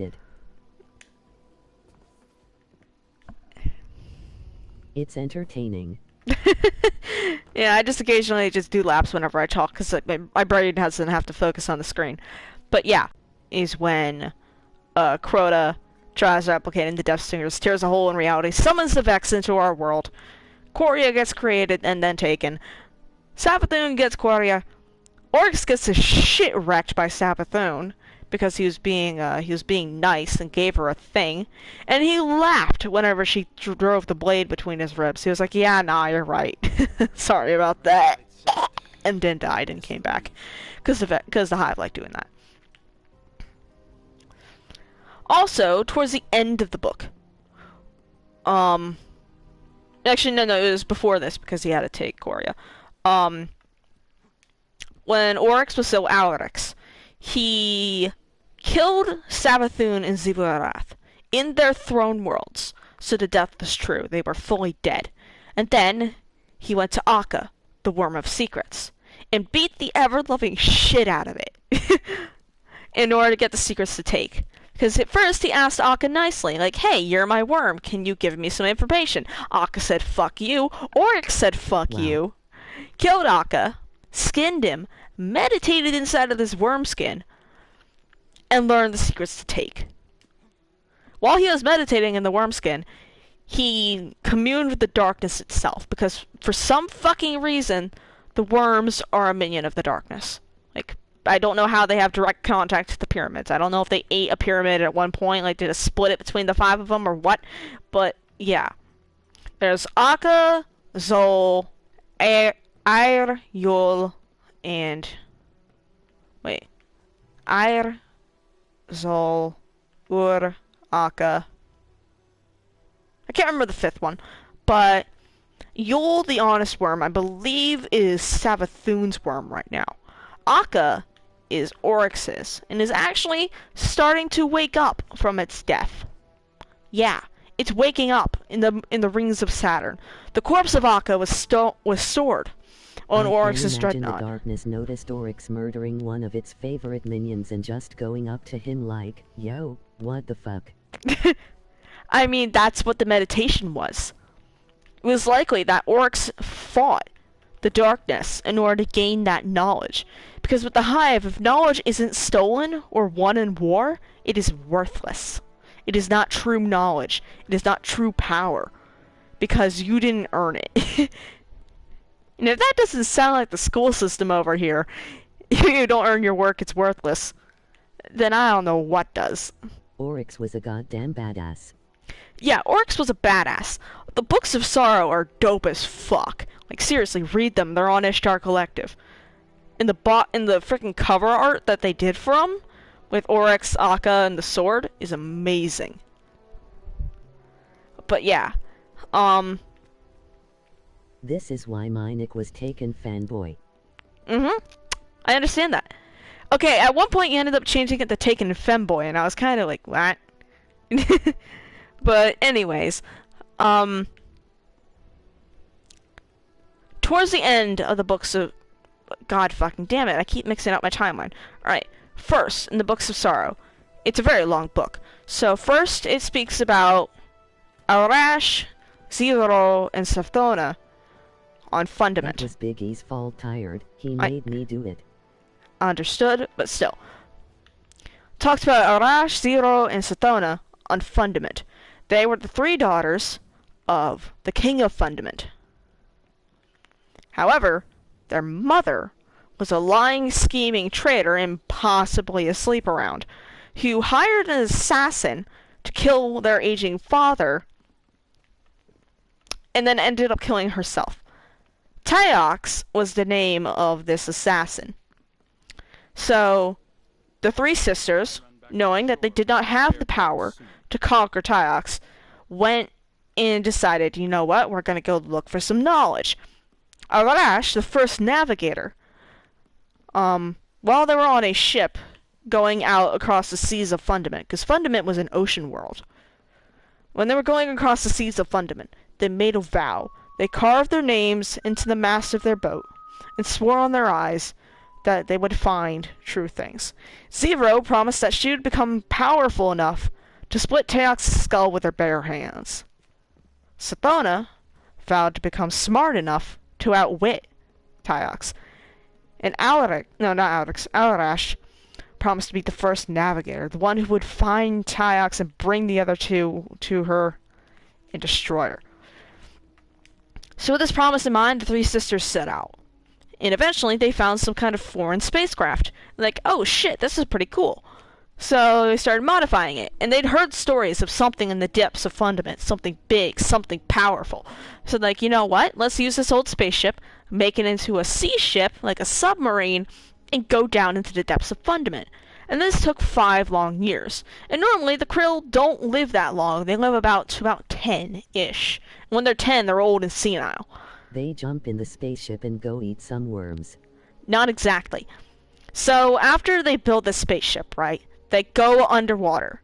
And first, they don't meet the worms. They meet the Leviathan, a massive snake-like fish that speaks to them. The Leviathan is a pawn of the Traveler and says that beneath him are 5 evil creatures that he has been tasked with keeping contained. The 3 sisters should go back and be under the control of the Traveler. But they don't want to do that because they want power. They also want to avoid the syzygy, which is an alignment of 9 moons that would create a monumental god wave that would drown out the species of Fundament and leave only the strong to survive. So they wish to be strong to survive this god wave. So they killed. Well, they didn't actually kill. They incapacitated this Leviathan. Wait, Leviathan is a traveler's aid? Not Callus's Leviathan. Think of it. Nice.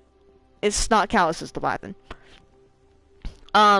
So they incapacitated the traveler's Leviathan and dove deeper into the waters.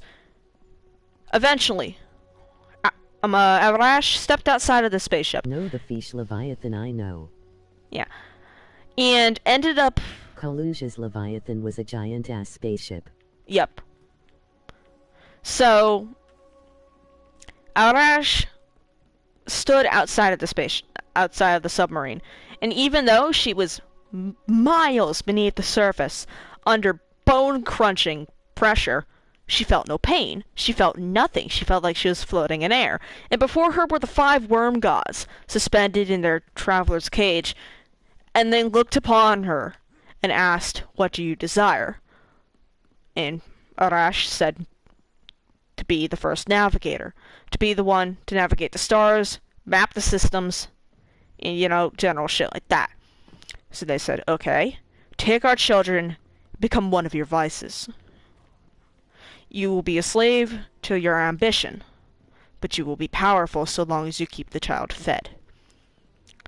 So Arash took the worm in the king morph of the krill and became Alarix, the first navigator.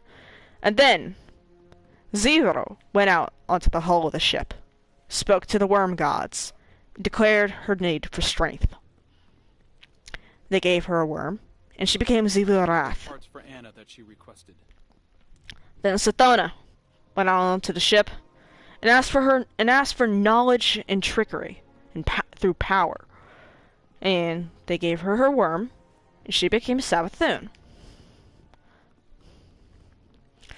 And then, with their new power, they dragged themselves back up out of the water and went to spread these worms to the rest of the krill. They pledged that they would be able to save them from the syzygy if they were to ingest the worms and join the now formed hive. Those who did not follow were slaughtered, and those who did would eventually take to the stars. The Traveler, which was the 9th moon that was predicted to form the syzygy, ended up fucking off before it ended up creating it. It was sitting in orbit above Fundament, and we have no idea why. It definitely wasn't terraforming it, but it was sitting above Fundament, right? And since it was still, if it aligned with the other 8 moons, it would create such a gravity well that would end up creating a god wave. So, once the worm gods escaped from the Leviathan, the Traveler said, "Oh fuck," and ran. And the worm gods and the hive chased after it. They also chased after Tyox, who had managed to get off-world somehow because plot armor. We actually never end up figuring out what happens to Tyox. She just kind of disappears. Probably dies of old age. But, Leviathan also escapes off of Fundament. Around, right?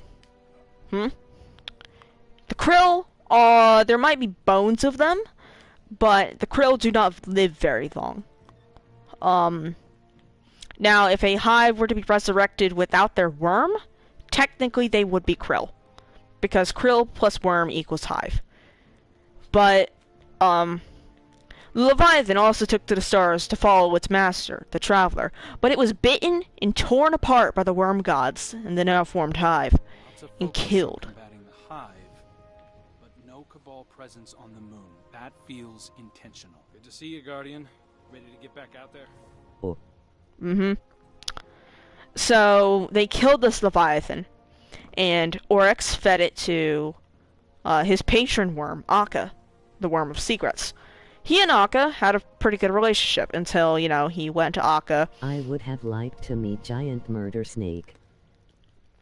Well, you met one of them. You met Zol, Will of the Thousands, the youngest and the weakest of the worm gods.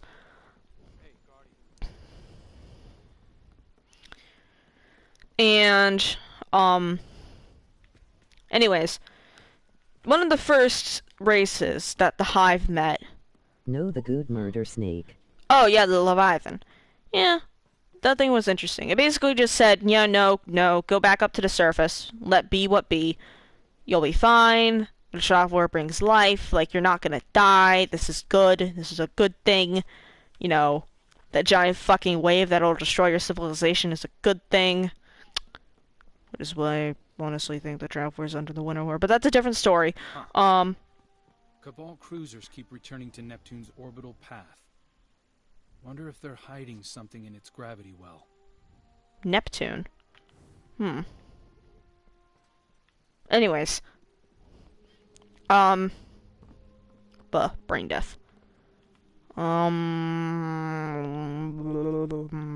death. What was I gonna say? Right. One of the first races that the Hive met. Well, if it's part of the natural cycle of the world, then the Traveler wouldn't interfere, yes? Yeah, exactly. That's true. Any news from the front? But the Traveler would be the one that created the syzygy. Like, it's sitting there, actively created it. And there's no way in hell he was ignorant of that. But anyways, Leviathan was killed in space, and its body was ripped apart and mostly fed to Akka. Of course, other bits of it were spread out amongst the other worms, and Zol got the least. Because, you know, Zol was very young. Zol was weak. And so, you know, he was not exactly privileged. Anyways, one of the first races that the Hive met, I forget what the name was, Oryx actually tried negotiating first. He was like, hey, how about you join the Hive in our hunt for the Traveler and in Tyox, because, you know, they were still angry at her. But these guys had been blessed by the Traveler and said, fuck you.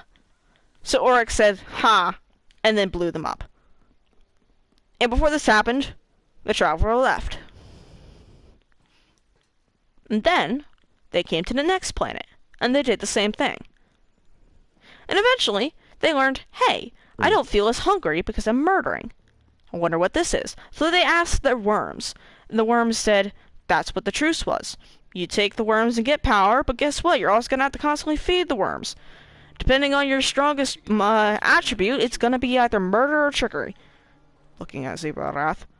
Or exploration for you, Alex. And Alex was like, well, I don't want this. I don't want the worm.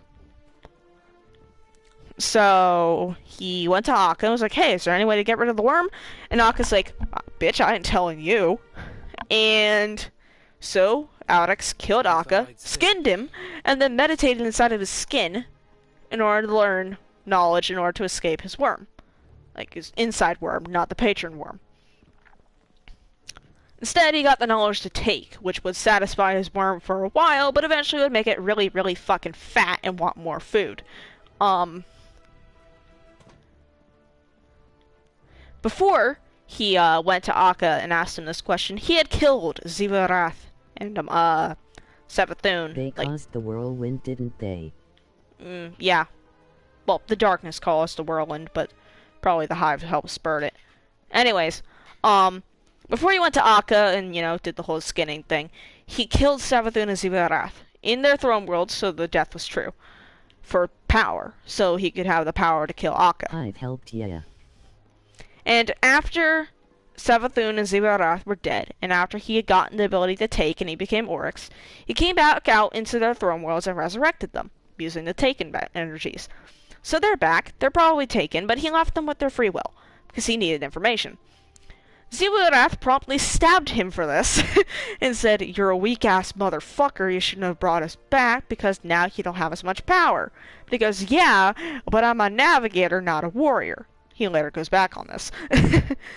And then, you know, you continue along with the murder batteries and all that, and chasing the Traveler, and, trying to feed their worms. And Oryx decides, hey, I'm going to go ahead and test out this dope-ass new power I got. So he goes to the next planet, right? You know, they're chasing the Traveler. And he decides, instead of murdering people, he's going to corral them up and take them.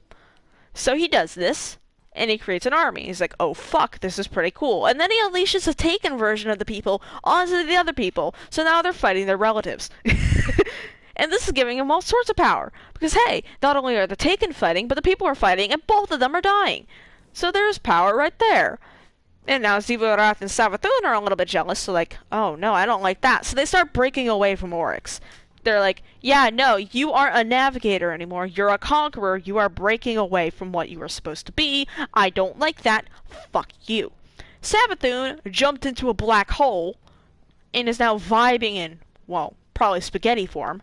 Savathun is just a giant long piece of spaghetti. Because if you jump into a black hole, you are going to get thinned out into like the width of a piece of paper. Need to make a supply run back to the shore for some spare parts. And Zivarath just took her war moons and fucked off. So Oryx, now without his sisters and his confidants, he was like, huh, I'm lonely. I'm a fuck. So he has some kids, right? First, he has his 2 Death Singer daughters, Irhalak and Iranok. And he's very proud of them. One of them, I think it's Iranok, she comes to him and goes, hey, Dad, look at this. And he goes, oh, what the fuck is this? And she goes, it's a tooth made of death. So he rips out his own tooth, right, and puts it in, and now he has a tooth made of death in his mouth. And he's like, this is amazing. And then his other daughter goes, hey, guess what? Guess what Anak and I worked on? It's a song that makes people explode. A tooth made of what? A tooth made of death, like the cosmic force of death. So the Death Singers come to Oryx and it's like, hey, we got the song that makes people explode. We call it the Death Song because it's a song that causes death. And he's like, holy shit, this is amazing. And he turns to Crota, who is his 3rd son, and goes, you should be more like them. Now Crota is like the jock of the family. He is not smart. He is a dumbass through and through. The only thing he's good at is sword. So he goes, oh, neat. I'm gonna do a sword thing like that. And then he unleashes the Vex in Oryx's Stone World. And Oryx is out probably murderizing some people. Proceeds to murder his sisters. No, he actually doesn't. Crota is accidentally unleashing the Vex into Oryx's throne world because he was kept in there. He's living in his parents' house. And Oryx is out on vacation, right? It's like Crota threw a party where your parents are out. And the party immediately trashes the place. And Oryx gets a call from the insurance company saying, hey, get home, your house is on fire. Like, that's the best analogy I could put it. But, yeah, Akka, like, the ghost... No, actually, no, it was Yule who tells Oryx, hey, guess what? Crota done fucked up. Go ahead and go home and set your court in order. Leaves. I'm missing something. And he comes back and he sees Crota literally in a fist fight with like a giant Vex. He's like, what the fuck are you doing? Sets the place on fire. Like, he turns to Crota, who is currently fist fighting like this giant Vex, and goes, what the fuck are you doing?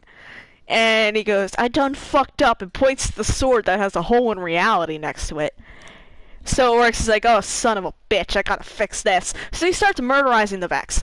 And the Vex don't like this. And he's also taking the Vex at the same time. So they really don't like it. So they end up building a frame to try and duplicate Oryx, so Oryx has to fight Oryx, and therefore both of them would die.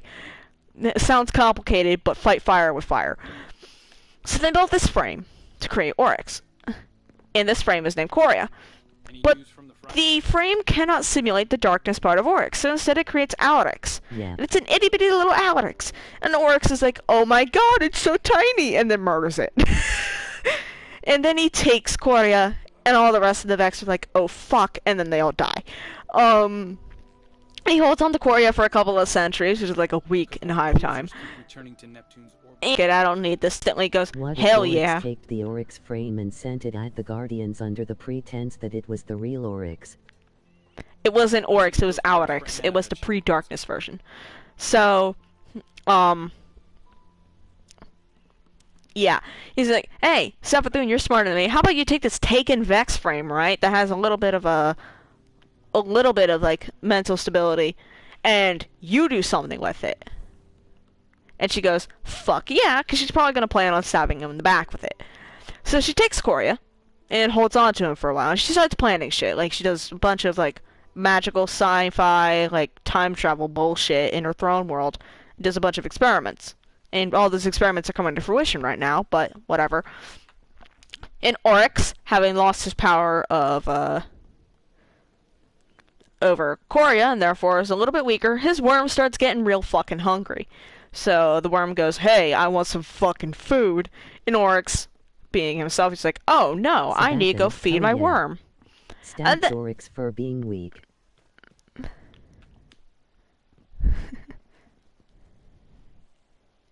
yeah, basically. So hold on, I had to read that. And he's like, oh shit, I gotta eat. And then he remembers the Traveler, because he's been having a bit of an adventure lately. Between skinning a worm, dealing with the Vex, getting a tooth made out of the physical embodiment of death, literally hearing a song that makes people explode, and absolutely fucking loving it. Like, he gave his daughters a promotion for that shit. Gave them special pyramid hats and everything. And, What do you think Spider is up to?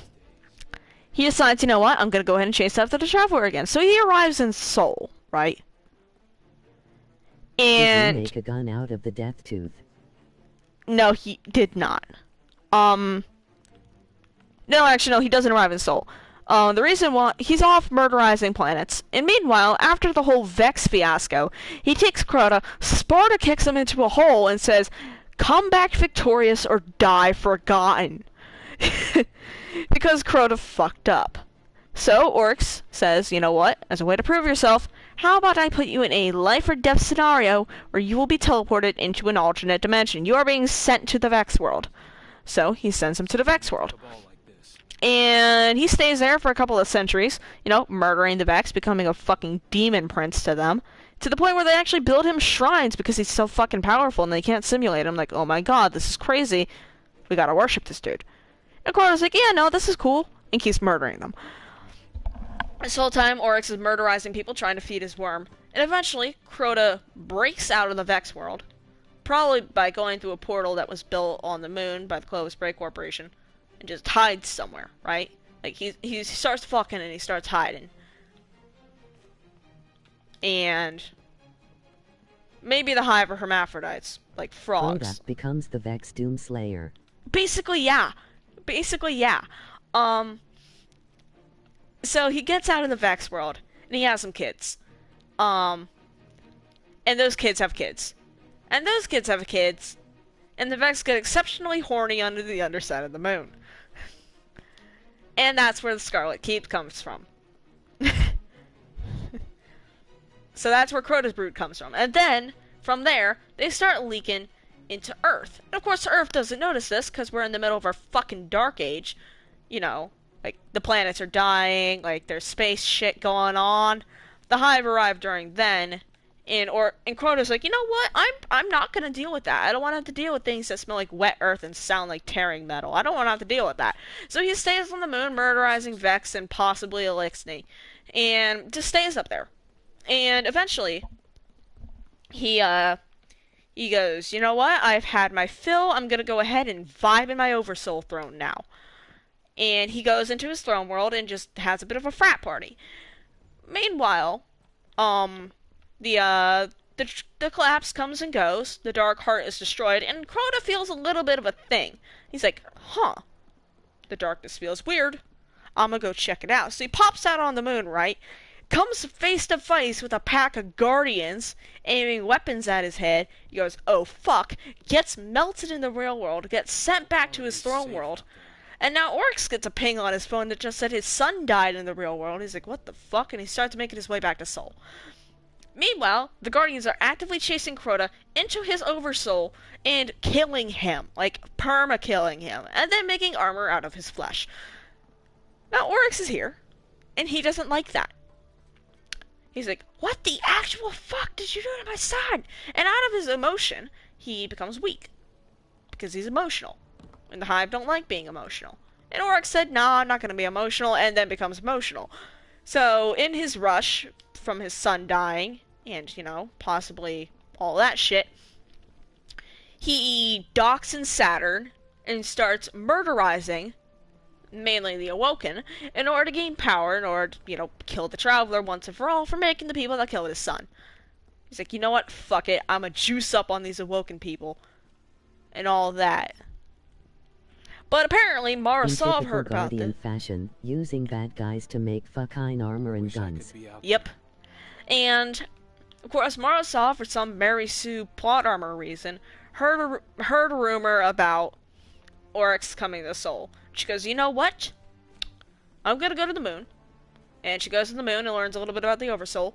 And then she goes back to the Dreaming City. Makes herself a fucking throne world, because somehow, probably through millions of death awoken, but you know what, we're not gonna talk about that. And then makes herself a throne world and decides, you know what? I'm gonna kick Oryx in the dick. So, she engages Oryx on his dreadnought in the orbit of Saturn. She brings a bunch of Harbingers, which are massive space creatures. Somehow learning how to make a throne world. Yeah, basically. The only way we know right now is murder and trickery, which ends up murdering. But, of course, I wouldn't put it past Mara Wet Ferret Solve to do murder like that. But, anyways, she creates her throne world and engages Oryx in the orbit of Saturn. And Oryx, seeing this fuck-off huge amount of ships and giant space dragons, Harbingers are basically like Ahamkara that are bred for battle, he goes, oh no, and decides to do the dumbest fucking thing I have ever heard of, which was take his throne world, turn it inside out so that it's poking into the real world, and then explode it. To make basically the equivalent of, like, 500 thermonuclear bombs and, like, the space of a penny, which is such a huge amount of force that it blows a hole into Saturn's rings.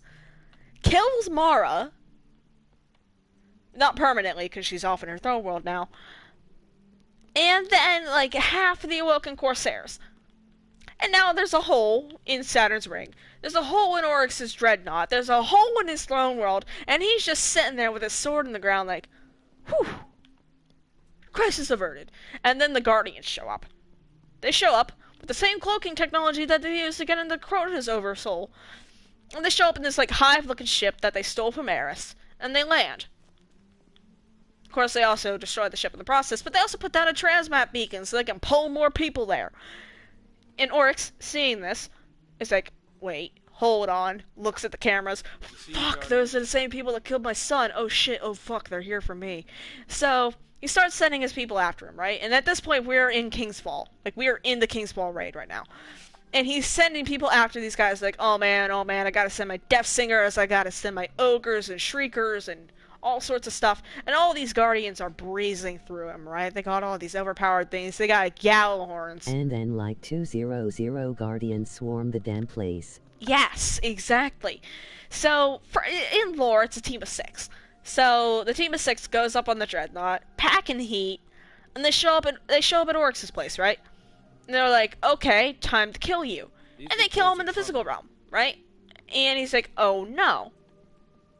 And then he comes back, because, you know, taking magic. And they're like, oh, fuck no you don't. 6 Gallahorns directly to the balls. This guy floats off into the gravity well of Saturn and fucking dies.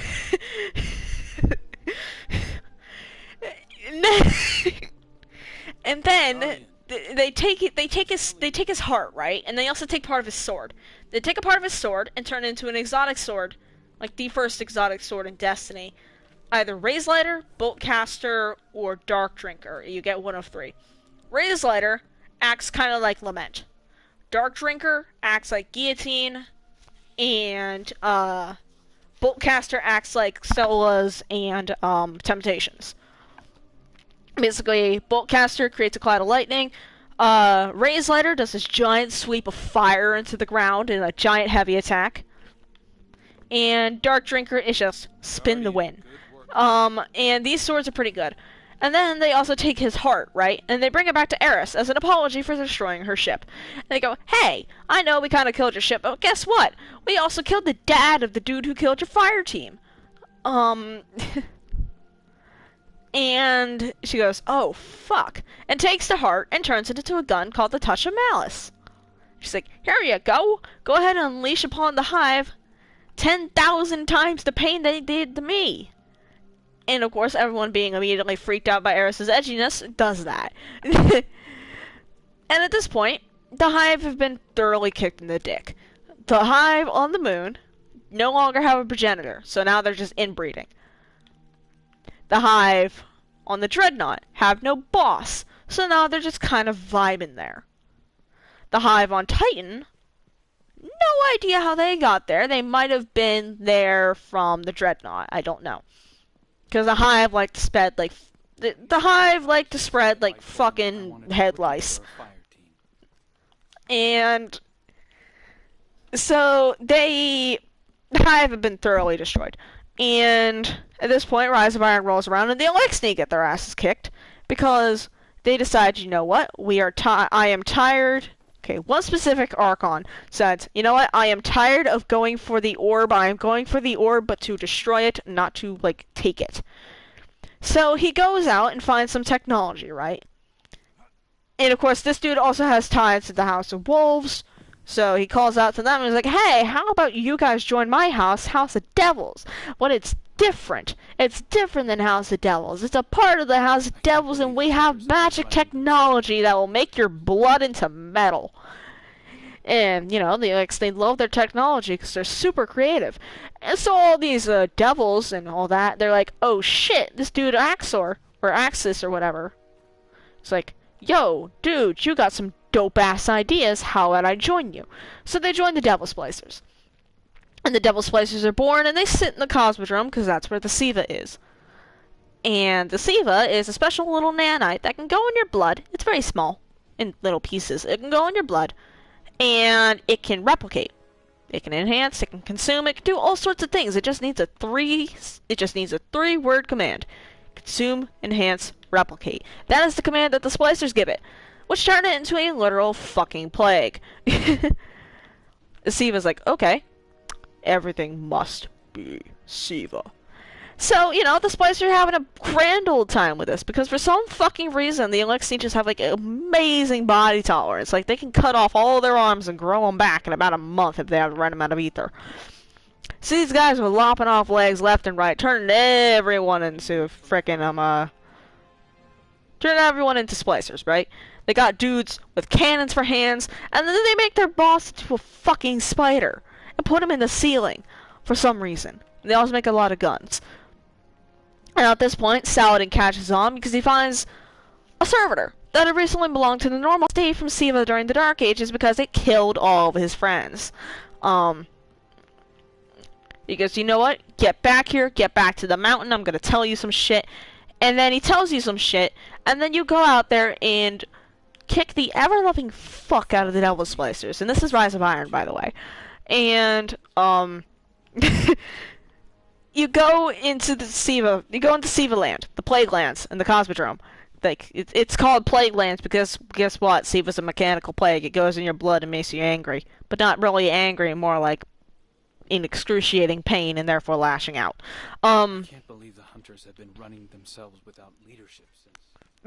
Crow has seen Bitrick do like 50 fucking laps without stopping. Anyways, eventually you get enough intel in order to break into the Perfection Complex. It was where the Fallen were using Siva to make more Siva, and also there were some corpses in there that dropped from the ceiling like a fucking horror movie. Seriously, Rise of Iron was metal as fuck and really should have gone a lot harder than it went harder than it should have, but I honestly really want that horror vibe back. Anyways, so after you shut down the replication complex, Saladin's like, yeah, you shut down their access to Siva, now shut down the dude that's been operating it. And he's really angry and gruff about this, and he sounds like a dog who smokes 6 packs a day. And he sends the Guardian in to the Plague Lands, and first they meet this one Archon. And this Archon, actually it might be a Baron. The Baron is outside, this big dude, he's outside. First boss. First encounter. People are like, what the fuck? So they kill this dude until they get about, well, they start melting him. And they get about halfway through his health bar before he teleports inside and starts screaming at them. So they follow him inside, and there's a big chase scene. And then they end up killing him, and they go forward. They're like, yeah, we got this one dude, now let's get to this other dude. And they end up on top of the wall of the Cosmodrome. And like, okay, this is weird. And they hear a whirring. And they turn around and there's this massive fucking siege engine. And this siege engine is so big that it literally killed PS3s. Because back then, Destiny 1 was on PS3 and PS4. Rise of Iron was built for PS4. It killed PS3s, like literal combustion. this siege engine was so crazy that the world's first race had frame rate issues. And on the siege engine, they're like, oh, fuck! And they end up crashing into the ocean because Guardians can't drive because everyone is gay. And, and then after that, they make their way into, like, the main part, you know, where the big dude has all his big stock of Siva and all his computers and shit. And then you meet Randall Perfected. Randall Perfected wipes, like, 5 fucking teams right then and there. Because Randall exists, and he's like that one fucking copy pasta with the cannon mounted at the top of the stairs. That's Randall. Randall's the one with the fucking scorch cannon at the top of the stairs. That motherfucker has way too much power. And let's get past that room with Randall, and you get your Outbreak, because, you know, Outbreak exists, and it took an entire, like, community of fucking topographers and cartographers and map makers and, like, scientists and shit in order to figure out how to get that fucking gun. Once that's over with, they're like, okay, yeah, let's do final boss. And they end up in this room with a couple of rooms on the side, and there's this weird-looking spider thing in the center. It's like the spider-looking chassis, and you also see this dismembered Arkin up in the ceiling. It looks like, honestly, like he's bled out months ago. This guy does not look alive. He looks dead as fuck. And then the room goes dark, and then lights up red. And all 8 of this, because at this point, this guy has 8 fucking eyes. He's doubled in eyes because Siva. And he has, all 8 of his eyes light up red. And the top half drops onto the bottom half, fuses with a sickening squelch, and then he starts shooting at you. And also the room catches on fire, so you gotta go in your side rooms in order to not fucking explode. Actually, no, it doesn't catch on fire, it's just the air fills with Siva and literally rips you from inside out. Eventually you kill this dude, and he explodes into a bunch of nanites and probably disgusting robot gore, but you know, Destiny's a teen-rated game and not an M-rated game, so you know, you gotta tone some shit down. So they've killed this dude, and like, yay! The Archon of the Devil Splicers is dead! That's now, fucking metal. Yeah, I know. Rise of Iron's Wrath of the Machine, man. Watch a world's first run of Wrath of the Machine. Uncensored. You gotta watch it, because holy fucking shit, it is amazing. That boss's entrance is amazing. I might have hyped it up a little bit, but it is great. So, after you kill this Archon, you go back to Saladin, and he goes, yay, great, now put this entire place under quarantine. What? You heard me. This entire place under quarantine, 5 years, don't touch it. So, that... Okay, Rise of Iron was the last expansion for Destiny 1. We head into Destiny 2. We're in the city, right? The Traveler is big and naked, shiny as a baby's ass. And then the Cabal come, and they blow it up. They put it in a cage, right? They put it in a cage, because the leader of the Cabal right now, a guy named Gaul, who took over the government because he didn't like the other guy who was way into embezzlement, and he took over the government, and then this guy comes over, invades a fucking planet, puts a cage on its god, and puts everyone under slavery or just straight up murders them. And, you know, the people that are supposed to protect the city can't protect the city because guess what? They can't do their job because their space magic's gone. Except for this one person, because they found a piece of the Traveler that broke off a way, way long time ago because of plot armor, because the Traveler gave them dreams before the Traveler had a coma. And so they go and find this shard, right? Like, oh shit, this is really cool. The Traveler gave me visions of a hawk and a bunch of, like, different abilities. How about I go follow this hawk? And then they find a hawk in the wild trying to evacuate the city. It's owned by this lady named Hawthorne. And she goes, yeah, this is my hawk Lewis. He hates her guts. And, she leads them to a place in the EDZ, you know, European Dead Zone, because it was super irradiated and ended up being taken over by Fallen. In a place in the EDZ called The Farm, which was an old, well, farm owned by, I honestly don't know, it doesn't really matter, but the place is all run down and looks like shit. But you go there and you find out that the remainder of humanity is just sitting there, trying to rebuild. They have a bunch of technology that they managed to carry out with their 2 arms and legs out of the city. And they're rebuilding. And Hawthorne tells you to go to one of her dads. She goes, hey, go talk to this dude in the EDZ named Devram. And she doesn't mention that it's one of her dads. She doesn't mention that at all until later. When Devram was like, hey, how's my daughter doing? And you're like, wait. And they put it together. Devram is old as fuck. Of course he has a kid. Who's like 20. And And you go, yeah, yeah, your daughter's fine.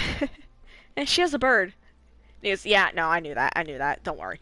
And you end up talking to Devram. He's like, okay, I've been watching the Cabal here, how about you go and kick their asses? And then you get some messages from the Cabal. And you find, well, eventually you set up a relay comms to talk to other refugee camps. And from one of them, you pick up a signal from all the way out on a moon of Saturn called Titan, a big ocean world that was colonized during the Golden Age. And on it is Commander Zavala! He's alive! And he's vibing! And Hawthorne is really mad that you're leaving. She's like, but we need you here. You have your light. You can protect us. And of course, you know, the young wolf says, you know what? But guess what? More guardians can protect more people. I'm gonna go get Zavala. I'm gonna go get Dad. So they run off to go get Zavala, right? And then they find the hive on Titan. And it's not good. It's not good at all. The hive are there, and they're icky and disgusting. You have to deal with them. And eventually, you break through all the stupid fucking hive gunk on the rigs, because you know it's all floating in the water. It's got giant hydroelectrical dams and shit, like pistons and stuff, and that's how they get their energy. But it's all gunked up because the hive do that. The hive like to fuck, and they make a lot of mess while doing it. And so you break through all of that. You get the generators up and running again, and this absolute unit of a woman named Sloane comes over like, yeah, nah, Zavala's working for me, but I'll let him go. And Zavala's like, yeah, no, I worked with her before, just ignore her. So Zavala says, you know what, alright, we need a plan or else we'll die. Like, that's where that one line, Zavala, wait, die, comes from. It's cut from that. And he goes, I need my fire team. I need Ikora and Cade. So first, we go get Cade. Cade is out on Nessus doing his little hunter shit. He's out, you know, vibing, exploring, and he gets trapped by the Vex because he's a fucking idiot. Cade wanted to take a teleporter from the Vex, use it to go up to Gaul and shoot him. That was Cade's plan. Was to use a Vex teleporter that he did not understand to go up and kill Gaul, an enemy he hasn't seen, without his light. His ghost Sundance is just looking at him like he's a fucking idiot.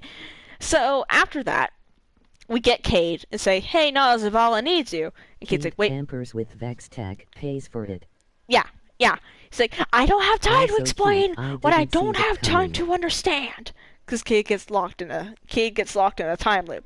He goes, did you listen to a word of what I just said? Okay, please tell me you heard me. And the Guardian says nothing. He goes, oh my cotton socks. Alright, listen. Go blow up the thing. I don't have any other explanation, because I don't have time to explain what I don't have time to understand. And then he teleports away. And, of course, the Guardian blows up the thing. Cade lives, and he starts screwing around the Vex teleporter. Gets his hand stuck and looks like an idiot. And then explains his plan. And Ghost's like, okay, but Zavala's alive, and he needs your help. And Cade's like, wait. Yeah, of course Zavala has a... Wait. You said Zavala needs me. Like, you specifically heard those words coming out of Zavala's mouth. Please tell me you recorded it. And of course, you know, you blow that off, like, yeah, no, that's just Cade being Cade. And he also asks, where's Ikora? And the Guardian says, yeah, I have no fucking clue. He gets super sad, and he goes, yeah, no, she'd go to Io, which is a moon of Jupiter? Yeah, Jupiter. And he goes, yeah, no, that's where she'd go. She'd always go there to focus, because it was the last place the Traveler touched. So we fuck off to Io, right? And this place smells like piss. It's a planet that's, like, radioactive and volcanic and smells like sulfur, and it is just awful. It's also converted by Vex. And there's Cabal there. And Ikora's there, too. She's standing over a garden. And she's kind of meditating, you know? She's like, and then the Guardian shows up and breaks her Zen 100%. And she goes, okay, what are you doing here? I can't go back. I don't have the light. This is the end. If you can't save us, no one can. And then you fuck off. And then you start exploring, and you meet this one dude named Asher, right? And Asher seems cool. Asher also is really annoyed by people. Mood. And he also doesn't have an arm. He's missing an arm. It is replaced by a Vex arm. Because during the, I think it was like, in between the Dark Age and the Red War, he went into the Pyramidion with a hunter and a warlock, right? He went in there. No, actually, no, it might have been a pair of hunters. I don't remember. We went in there, right? Those two died. He got his arm ripped off by Brachian, which is a giant fucking Vex Minotaur with an amazing model, and got it replaced by Vex parts. And actually, Eris showed up to see him in the hospital, so it was definitely before the stop. It was definitely before the Great Disaster. But anyways, Asher is on Io studying the Vex to get revenge on Brachian, remove the Vex stuff from his arm, and, you know, just, like, not be in constant pain. And we talked to Asher, and he's like, yeah, no, the Vex have been bothering the Cabal for a while now. How about you make things worse for both of them? And so we do that, and we learn more information about the Cabal. We got some and we reunite the Vanguard, and like, yay! Everyone's back together! Happy family! And then we go back to the EDZ, right? We go back to the EDZ, we have our light, and we talk to Devram. And it is time to reclaim the last city. How about we go there and kick Gaul's ass? So we take Caden's teleporter, right? And we get in. And then we go through the streets, breaking through a bunch of cells. And then we get to Gaul. He's up there on a giant ship right in front of the Traveler. And this device, this cage, is not only trapping the Traveler's light, but siphoning it. So that Gaul can use it, because he wants the Traveler's light in order to conquer more races under the Cabal. So he ends up harnessing this light. He turns himself into a Dawnblade. A fucking Dawnblade. Massive fiery wings, massive fiery sword. This guy is an asshole and does that. And eventually, well, we kind of knock him down, right? And then the Traveler wakes up. The Traveler, realizing that it's basically been having its blood drawn way too much, looks down at Gaul and says, guess what, piss baby, time to die, and then makes him explode. Gaul explodes into a burst of solar light, drenches the city in, you know, light blood bullshit. And then the Traveler breaks free of the cage and then is sitting there, slightly less naked, or maybe more naked, I don't know, but it's broken now. It's got pieces floating around it. And it's just sitting there. It's back. The light is back. Ghosts are back. But the people who died and, like, their ghosts that died, yeah, no, they're not coming back. So there's definitely a weakness there. And the city is also weak. The city has been breached. The old tower was destroyed whenever Gaul came, and, you know, people are sad. That's the end of the Red War. Then, along comes Curse of Osiris. We get a message out on Mercury about some kind of distress call. And then Ikora finds a ghost. It's not just any ghost, it's Sagira, the ghost of the legendary warlock Osiris. And for some reason, she's asleep, like a frickin', like, she's knocked the fuck out. And we gotta figure out why. She goes, how about you talk to the cultists of Osiris? And then you do that, and they direct you to a base out in the EDZ. In the middle of bumfuck nowhere, an old radio tower. You go in, the place is pitch black. You're like, okay, this is weird. Like, even the candles are snuffed out. And then you hear chittering in the ceiling, right? And all these marauders jump down, and it turns out the marauders slaughtered this entire base for technology. You're like, oh fuck, all these dudes are dead. But you find this terminal, right? And it's got a weird Sagira-shaped hole in it. So you put Sagira in there, and then your ghost gets fucking beamed, and Sagira possesses your ghost for like a solid week. In that meantime, you find Osiris, who is right now kind of lightless. Kind of not. He has his reflections and bullshit, but now he's vibing in the Infinite Forest, trying to shut down this dark prophecy that he saw, right? He saw this thing, and yote Sagira out of the Infinite Forest so she wouldn't be affected by it. Like, he was like, oh no, this is bad, get out of here, child. And he yote his ghost, and his ghost kind of had a bit of a concussion. But then we get into the Infinite Forest. You're like, hey, Osiris, what are you doing? And he points. He goes, Big Vex. And so we kill that one big Vex, right? And we get some information. And then we go to decrypt that information, and another bigger Vex, this time with hands, comes and grabs us, yeets us into an alternate dimension, and then Osiris comes, clones himself like 50 fucking times, like some kind of power from an anime, and says, give me back my ghost. And then the Guardian just fucking destroys this big Vex, which by the way, its name is Panoptes, Infinite Mind, and is quite literally controlling a simulation engine that is made from a hollowed out Mercury. Yeah, that's right. Vex straight up hollowed out a planet to turn it into a computer. So we kill Panoptes. So now the Infinite Force is just kind of running. It's like someone left their computer just on. We're not getting much information. There's a couple of background programs running. And we fuck those up. And eventually Osiris is like, okay, yeah, no, I'm just going to go ahead and explore in here. How about you go out and do your shit? And we give him back Segura. Ghost retains a couple of personality quirks from Segura, but that's about it. And that's the end of Curse of Osiris. Then Warmind happens. We get a distress call from an individual on Mars. Turns out it's Anna fucking Bray, granddaughter of Clovis Bray. She has been resurrected as a guardian. She was out during Twilight Gap, and we thought her dead there. She is the only guardian known to canonically leave pools of light behind her while operating her golden gun. And I don't mean orbs of light. I mean like legitimate like elemental wells kind of pools. And we get a call, and like, okay, what's going on? And she points to the ice and goes, Hive, waking up. And then she points to this computer, and she goes, that is my robot child. He speaks Russian, no one understands him, and he has a massive anger problem. He also controls 50,000 nukes. Don't bother him. So we obviously bother the angry Russian child. And, of course, this angry Russian child, who we met back in D1 and was way angrier and way more Russian, decides, you know what, I don't like being bothered by the Hive. And then gives us a spear made out of fire and says, how about you yeet this at the giant fucking worm god that's attacking me? Because, yeah, there's a worm god now. And it turns out that one of Oryx's sons is there.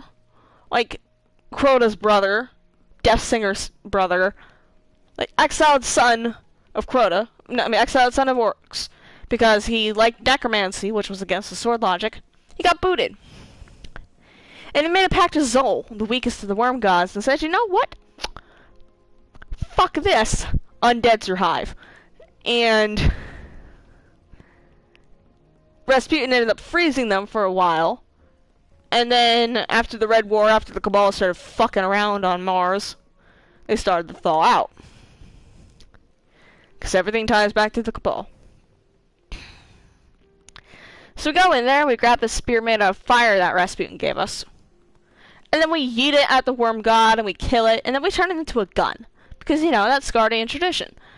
And we show it to Rasputin, and Rasputin ends up calling in Zavala. Also, Zavala doesn't like Rasputin. We don't figure out why until about 3 fucking years. Anyways, Zavala shows up. Anna shows up and starts translating for her child, and says, guess what? Fuck with me and I'll blow up this entire fucking system. Zavala's like, what the hell have we done? But yeah, that's the end of Curse of Osiris. Forsaken comes along. It's a prison break, the prison of elders. Cade shows up, alongside Petra.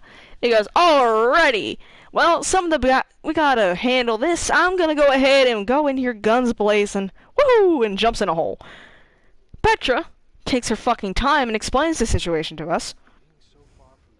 That there was a riot in the prison. And that dangerous criminals are running around killing each other. So we have to get the prison under control. We do a little bit of that. And then Petra goes downstairs to check on, like the high-sex stuff. And she realizes, this ain't a prison riot, this is a prison break. Because all of the high-security prisoners are fucking gone. At this point, Cade is off adventuring, because he fell in a hole. And he ends up getting murked by the high-security prisoners and Aldrin fucking Sov, brother of Mara Wet Ferret Sov, and who is right now under the control of the darkness because he has problems from the Black Heart. Because yeah, he and his boyfriend went in there and poked around a bit and got extremely traumatized.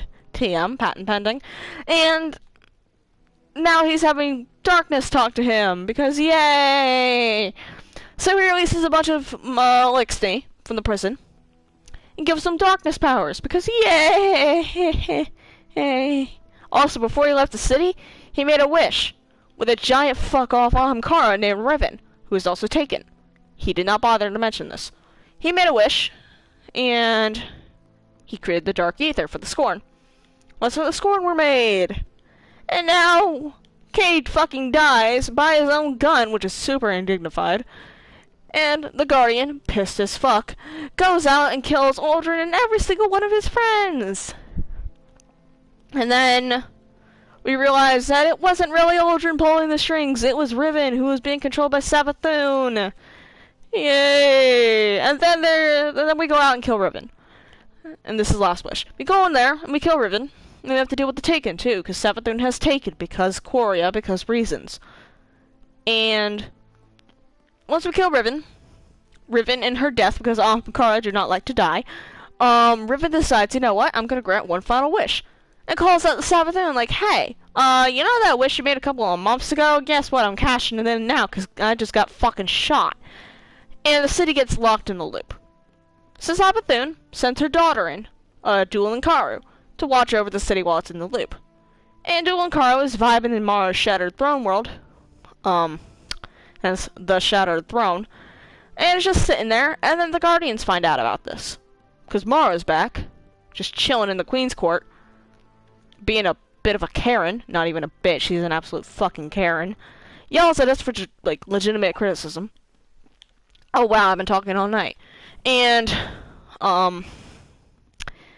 after that, we go into the Shattered Throne, we kill Duel Karu, and then there's a reset.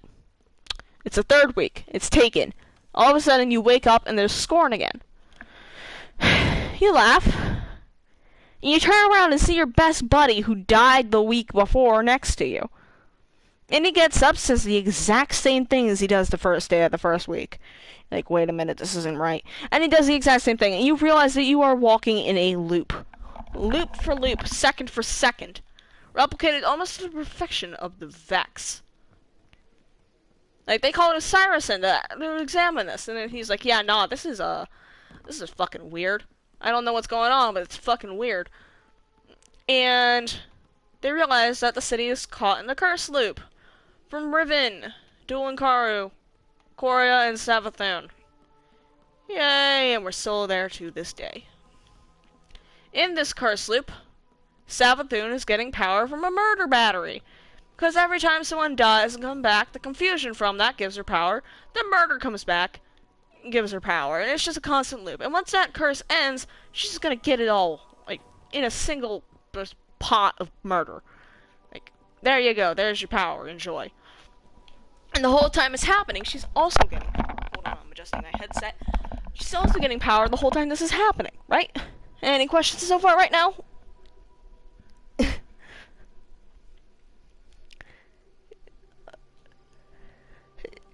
Because right now we're at Forsaken. Because things are about to get complicated. Because this is when Bungie introduces a seasonal model, and time starts going fast. Makes Alright. perfect sense. Right. First, Season of the Outlaw. This happens in conjunction with Forsaken. Season of the Outlaw is when Gambit is first released. Nothing much happens. They're like, yay, yeah, some Gambit stuff. And then Season of the Forge comes out of left field. Introduces Ada, the Black Armory, Scourge of the Past, Kel Scourge, Insurrection Prime, Civics Lost to None, the Black... fucking all sorts of stuff. So let's go through this one at a time. During the Dark Age, actually during the Golden Age, there was a weapons foundry.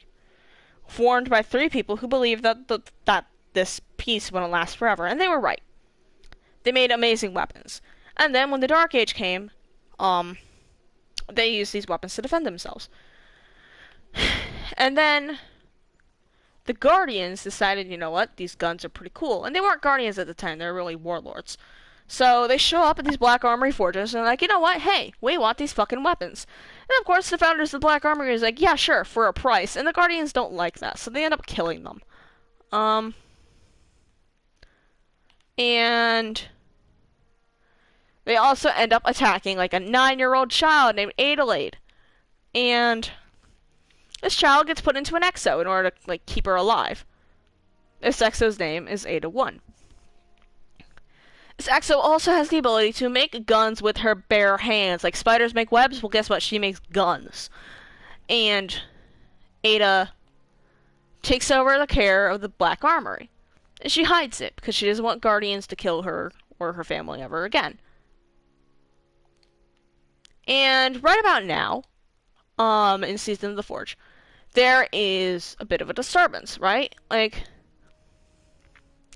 we hear rumors of some kind of secret weapons foundry out in, like, who knows where. And it's like, oh no, wait, hold on, wait. And they went and find some weird looking Fallen, right? They got some weird looking weapons. We're like, oh, this isn't right. What the hell? This dude's got a shield. And so we go into the tower, and we find that this door has opened, and there's this exo lady there. Really fancy exo lady. Kinda hot. And we talk to her, and she goes, yeah, hi, I'm Ada. This is my weapons company. And hold on, my iPad is my volume up. What the fuck? I can very faintly hear myself. Anyways, she goes, hi, my name's Ada. This is my weapons company. Don't simp. And guess what? You have to pay for my guns. Also, I've been robbed. You're also gonna have to work for your guns, because guess what? Shit don't come free, and we don't have much left. So you start working at these forges, right? You only get one a week. And the first week, you're at, I think, the forge on Nessus? No, it's the first forge. It's the one, God fucking damn it, I'm trying to remember. It's the one in the cavern in the EDZ, right? Or it's the one in the Arcadian Valley, I can't remember. There's 2 on Nessus, 2 on Earth, and yeah, 2 on Nessus and 2 on Earth. And you start working on the one on Earth, right? You make a cool gun, but you also see some really weird fucking Fallen. So you report back to Ada, and she goes, great, they have bombs. Get to work. We start making more weapons and more guns and stuff. We make Le Monarch, we make Jotun. And then we get a message from Ada that says, hey, so, there's a vault in a laboratory out in the EDZ, and there's this bitch in there named Civics who's, kind of blowing stuff up. So we go in there. Turns out Civics is the leader of all of this bullshit. And he wants weapons. Because he is very anti-everything. Anti-establishment. And he wants to blow up the world. He wants to do this with the Black Armory weapons. And, it makes sense. Black Armory weapons are very well made. They're very professional. They're very effective. So he goes in there and he leads a bunch of people into this place called Niobe Labs. You go in there, you break in, and you find Civics there. He's vibing. And now you gotta get through all these laboratory tests in order to survive and end up killing Civics. And you kill Civics, and the final forge opens. And Ada's like, you know what? Okay, so beyond this lab, there's a forge, right? You get access to this. So, go in the forge, you make more weapons, and eventually you get Izanagi's. And then, a couple of weeks later, another message from Ada. She goes, hey, you know that dude Civics you killed? Yeah, he has a mech in the city, because his people somehow managed to get into the city, and they're going to use a nuclear bomb inside of this mech. Because, yeah, that's the thing that they made with my technology, and I don't like that.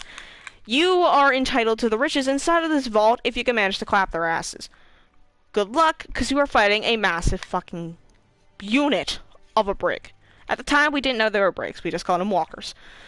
And you go in there, and first, nothing seems out of the ordinary. You drop in the Batsa district, which has since been evacuated. It was destroyed during the Red War. Just building a nuclear servitor. Yep. Yep, makes perfect sense. So, you go in the Batsa district, which is the place that was evacuated during the Red War. And you find this hole in the ground. You also find a bunch of weird-looking Fallen with special shields. And like, oh, this is interesting. So you go under there, and you find out there's an entire fucking subway system that's been carved out and turned into, like, this kind of, like, maze. Like, oh, huh, neat. and then you hear clicking. You turn around. There's this massive fucking flaming servitor chasing after you because ether is flammable. And this thing is on fire and blazing and chasing after you. So everyone hops on their sparrows and hauls ass out of there. And once you get to the surface, you're like, oh my god, I need a breather. Well, guess what? You're not getting a breather, bitch. You're gonna end up in hell. So you show up in this leveled, like, fucked to the brim, 6 ways from Sunday, neighborhood of Botsa. In the center, there's this giant, hulking, metal, brown pile, whatever. It honestly looks like a dead raccoon. It's in the center, tied down, there's a bunch of, like, meters around it, and in front of you, there's a map. A holographic map, like in the first encounter. And you're like, okay, what the fuck is this? And your Blueberry, just goes over and decides, you know what? Oh, I see an enemy. That's a servitor. Blows it up. And, shit hits the rails. First, this giant machine thing starts to, like, make noises. And then you realize that underground, again, is another tunnel system, and that there are rooms that you have to match up, and oh my god, it's annoying, and it is... I never figured it out, because I was always on ad clear duty. Don't ask. But yeah, you go in there, and eventually you put together all these pieces, right? And then the cage around the metal thing breaks. And then it stands up. This is Insurrection Prime. A brig that has a nuclear servitor inside of it and is shielded by Black Armory tech. This thing is a massive pain in the ass to handle, because guess what? It also turns your entire fire team into irradiated idiots. The idiocy does not come from the irradiation, but from the fact that you have to organize yourselves, which no fire team is ever capable of doing, because we are all shitposters to the core. And eventually, they blow up this servitor. And the hole that it was sitting in, right? Like, it was blocking it like a fucking shit in the toilet. Like, it was blocking it. You go down there, like, hey, there's some weapons. And you find this strange-looking fallen weapon. Like, oh, what's this? It's a grenade launcher. You peg it to your friend's forehead, because, again, Guardians love being idiots. Turn them into a unicorn, and then you do it to another friend, and they connect. That's anarchy. And then you read the note on it, and you find out that Civix was Spider's brother. That takes place in the span of about 2 or 3 months. No, 2 months. That was Season of the Forge. Next, we have Season of the Drifter. Drifter went through a really bad breakup, right? His girlfriend, Orin, left him. His girlfriend, Orin, left him for the 9, which are black matter, cosmic, like, antimatter, black matter, whatever the fuck. Like, space shit given sentience. And they all argue through this one emissary. Guess what? The emissary is Orin, but exceptionally fucked up. Instead of being a Titan, she is lanky as shit and looks like she is on death's door. Also, she's missing a sock. And she shows up in Drifter's ship. Drifter's just playing a game of cards with the Dredgen. The Dredgen threatens to shoot him. He summons a Taken to kill the Dredgen. Drifter gets back from his 1000-year trip to fuck off nowhere in space. Yeah, well, okay, that was actually a while ago. But that was Season of the Outlaw. Season of the Drifter, he's playing a card game, right? And he's playing it with this one Dredgen. And the Dredgen calls him out. He's like, hey, you don't even use your old Dredgen name anymore, what the fuck? And he goes, yeah, because being a Dredgen sucks ass, fuck you. And this Dredgen tries to shoot him, he summons a Taken, and loses control. He's about to die, when Orin comes out of fucking nowhere, explodes the Taken, and he hears a loud clunk outside of his ship. Orin just looks at him, and then disappears. He looks at his rear view, right? And he sees his massive fucking orb tied to his ship, and he's like, what the actual fuck is this? He ends up calling it the Hall, because he's hauling it around. And he starts getting in contact with the 9, and they start giving him cool weapons. And the 9 start giving out Guardian prophecies. He's like, I don't know how to handle this. How about we turn it into a game? Because, Drifter. And he makes Gambit Prime, because Gambit Prime has more technology for motes. And he finds out that, you know what, the world's gonna end. So he takes all these motes and he makes himself a little bug out bag. Like, he's building an escape thing into a different dimension, into a different galaxy. We don't know. We really don't know at this day. Then he offers the Guardian a seat. And we're like, oh yeah, that's cool. We start playing Gambit, we start playing Reckoning, and then we get a call from Shin fucking Malphur. This dude is a notorious Dredgen hater. He hates Guardians who use the darkness. He's like Batman, except he actually kills people. And so we get a call from Destiny Batman, and he says, stop using darkness or I'll kick your ass. And now we have to figure out what the hell he's on about. Because we got his gun last season. We got it in the season of the Forge. But we get a call and he goes, yeah, no, you're using darkness. I don't like that. And we find out that, yeah, Drifter's been manipulating us and we've been using darkness this entire time. Even though he's been blatantly saying it, we finally piece it together.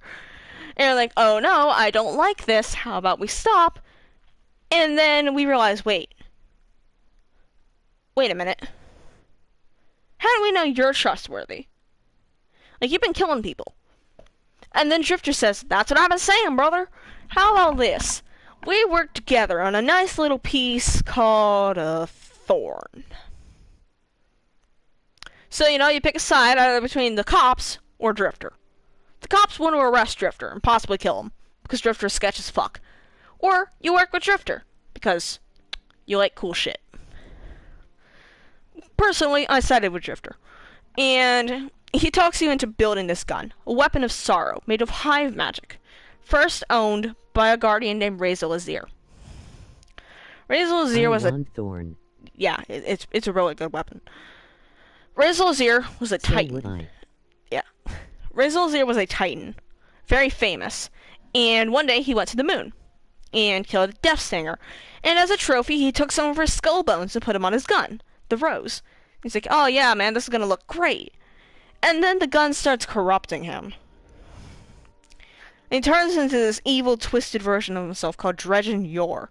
And Dredgen is a term used by the Nine to describe those who walk through darkness. So, this dude is a guardian killer. He is a murderer. He killed, hold on, I'm trying to remember, was it Shin? Yeah, well, he killed a dude, and Shin Malphur was angry about it. So, Shin hunted him down and killed him. He had the last word. He won. And, I'm just making sure my screen doesn't burn out. He talks to, well, Drifter doesn't trust this dude, right? He doesn't trust,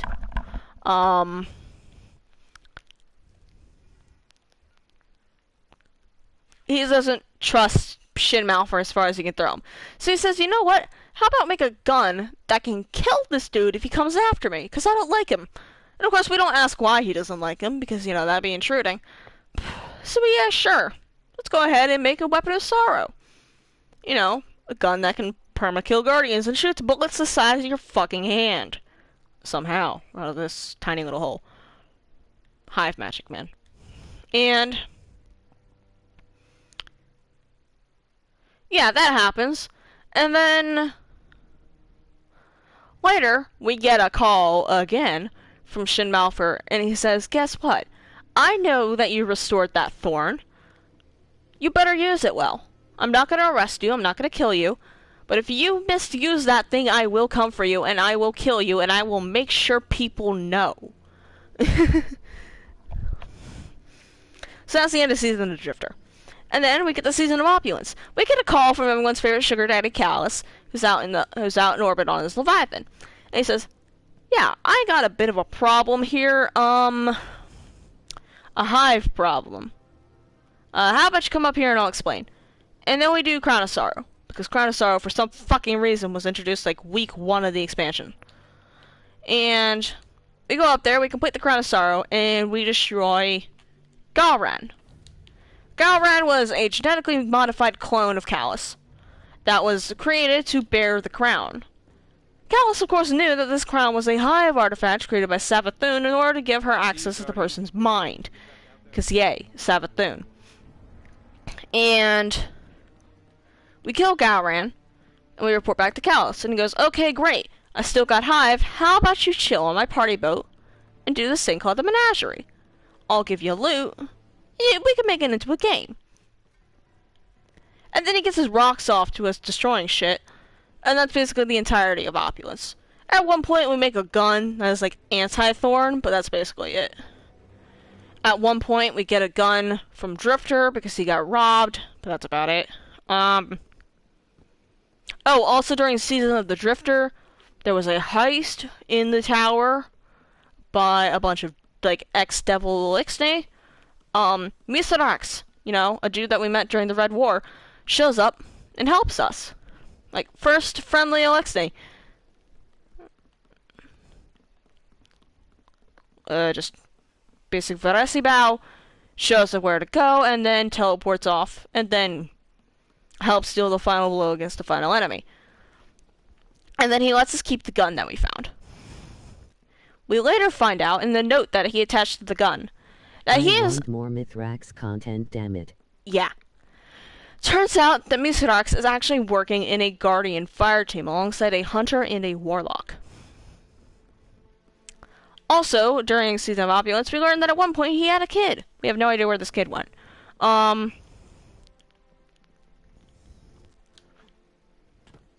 then after Season of Opulence is Season of Undying. Alright. Actually, no, Shadowkeep. We get a call from Eris, who just came out on the moon. The Hive are awake. Oh no. So we go in there, we find out that the Hive are awake because the darkness is awake. Yay, and there's a fucking pyramid under the moon. How did we miss this the first time? Because we went under there and killed Crota. We weren't focusing on anything else.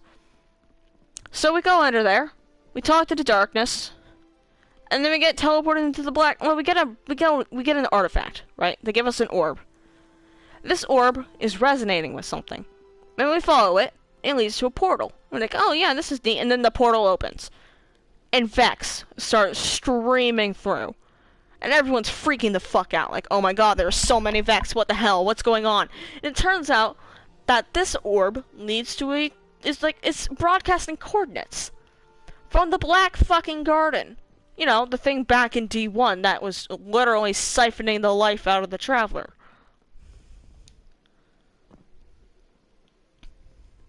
Yeah, we go in there, we find that the Vex have it completely transformed. And they're in there worshipping darkness.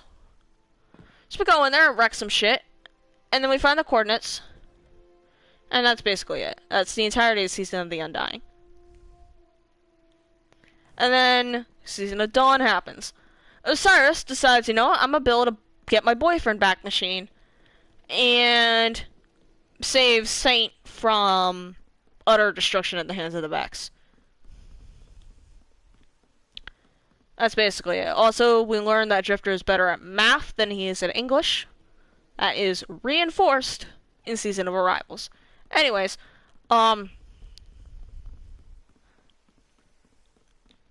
happened after Season of Dawn? Season of the Worthy. Rasputin wakes up. The Scions, the Cabal are being angry. Also, the Cabal want to take, during Season of Dawn, the Cabal want to take Osiris' steal my boyfriend machine to try and revert the Red War to be a victory. We don't like that.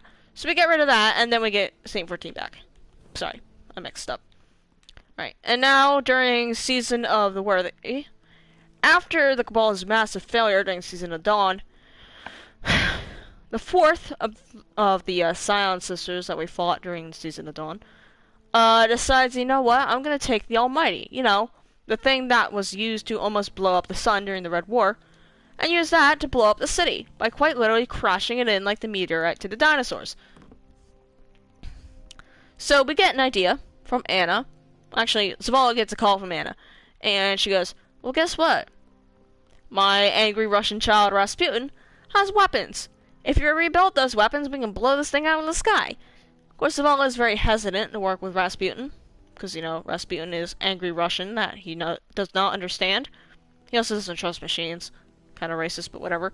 And Eventually, Rasputin earns his trust by quite literally admitting to murder. Yeah.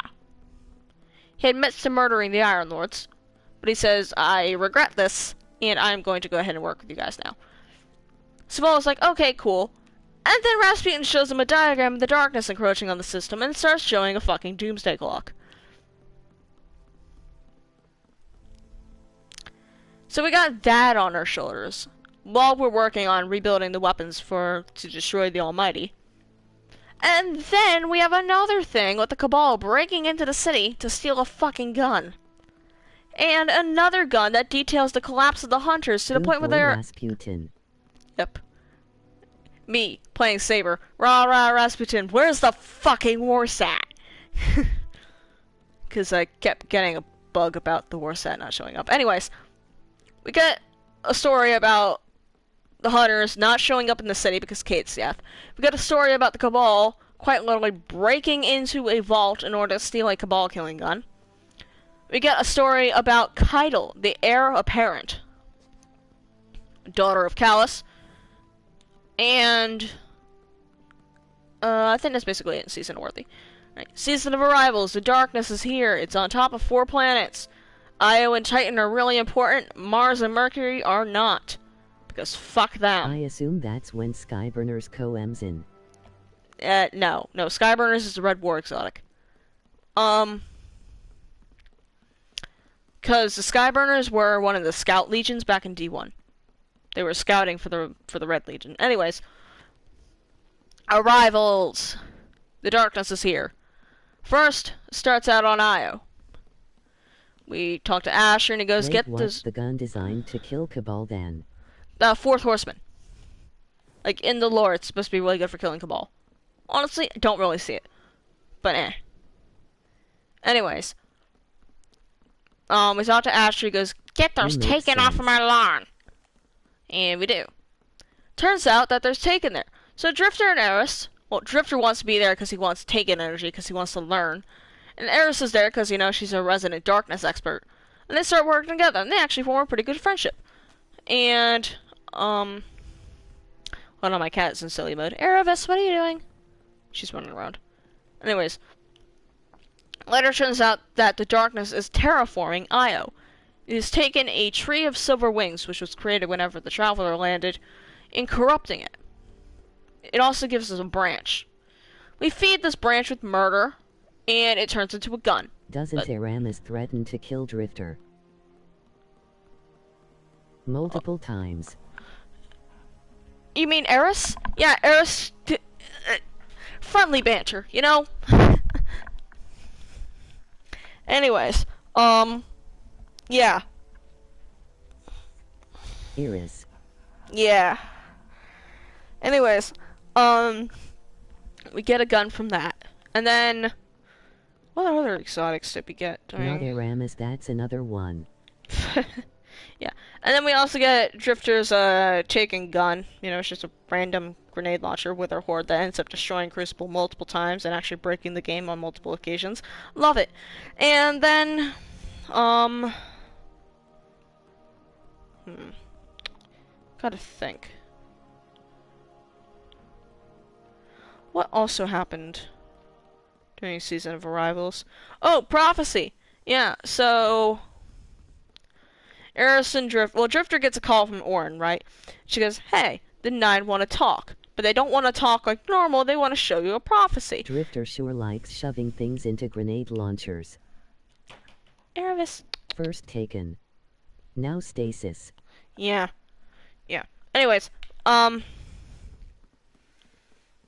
Drifter calls Eris and he's like, hey, the 9 want to talk. They do darkness shit. Want to come with? And Eris, wanting knowledge, goes, yeah, sure. Just have the young wolf go in there.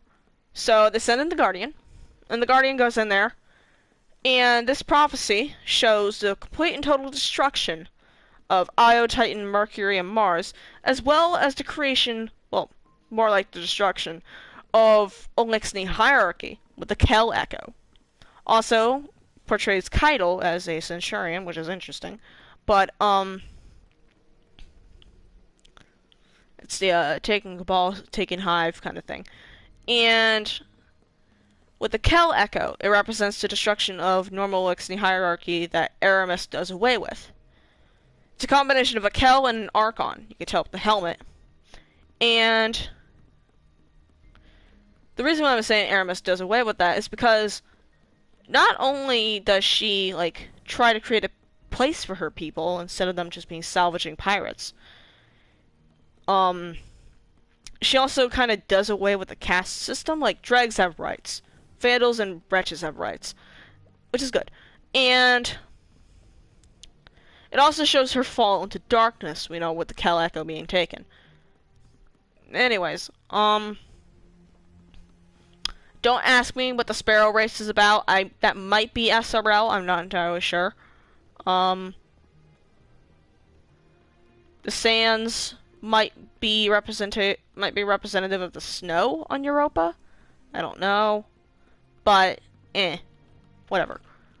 Or we might get the Saharan contested zone. I don't know. Anyways, prophecy comes and goes, and then the Traveler wakes up. At the end of Season of Arrivals, we notice something's weird with the Traveler, right? We show up in the tower, because we get a call from the Vanguard. Read, tweet us, Bungie. We show up, and the Traveler is doing a thing. And then we look at our ghost, there's like, oh no, what's going on? And the ghost says, well, we got a signal downstairs. So we go into the main city. First time since the Red War. Go into the city.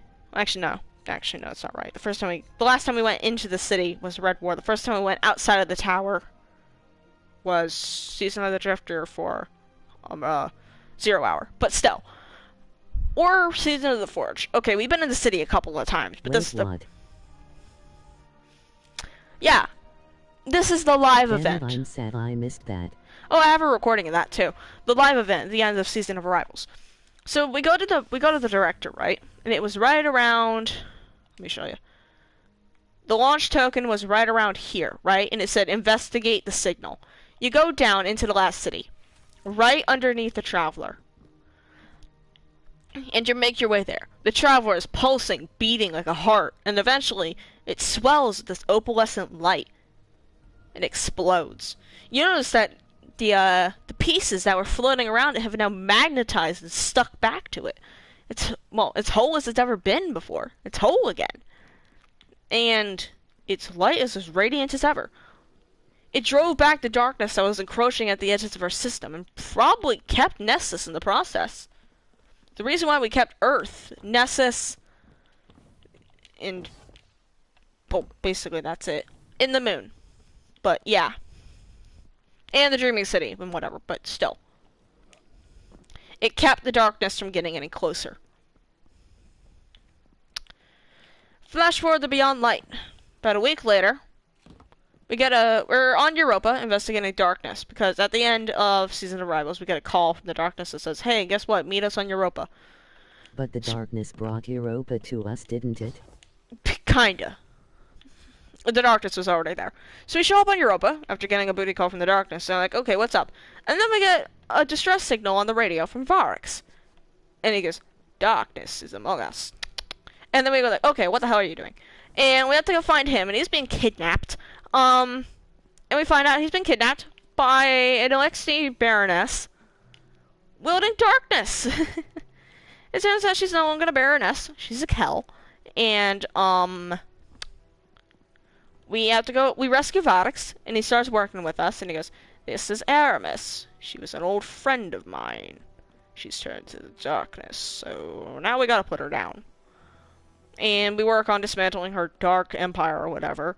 And we also meet the second of Clovis Bray's grandchildren, Elizabeth, Elsie.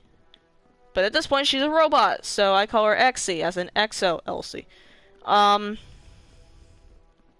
She talks to us about mastering stasis, and it is the first step to defending the city. And that Guardians shouldn't give in to temptation.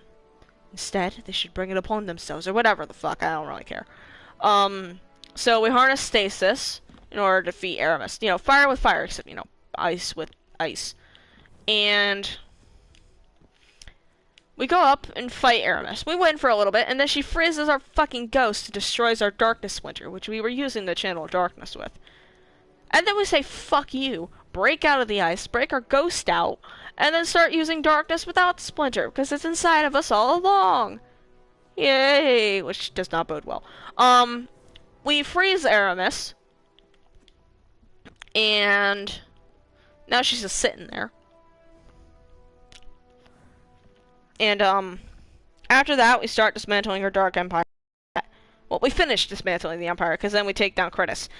And then, we learn from Critus's information that the Deepstone Crypt has been broken into. You know, the birthplace of the Exos.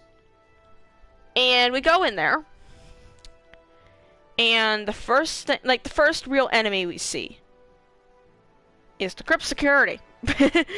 I was gonna make a joke about Atrax, but no, it's legitimately just Crypt security. You get through there, and then you meet Atrax. Well, I should specify, Atrax 1, Fallen Exo. Of course, we met Atrax during the campaign, very briefly during a cutscene. She is a young Elixni who was the connection between, you know, the old House of Devils and the more young generation of Elixni that Aramis managed to bring into House Salvation under the guise of, well, salvation, under the guise of peace. Aramis is the kind of, Atrax is kind of the ambassador, and kind of acts as, like, Aramis's, like, daughter? Because back on Reese, which was the homeworld of the Elixni, Aramis did have a wife named Athris, and they had kids. Athris and the kids died during the whirlwind, which is sad, and yeah. So she ends up kind of like mistreating Atrax though, and like brainwashing her and gaslighting her until like ending up becoming an Exo-Elixni. So Atrax turns into Exo-Elixni, quite literally rips her old body apart, rips its face off as like a combat of DER, because she's instructed by Bacchus and Praxis to do this. She rips its face off, sticks it on a helmet, and yeets it out the window so Guardians can use it. So she can see her old self and know that this is an enemy, this is not me. I am this robot.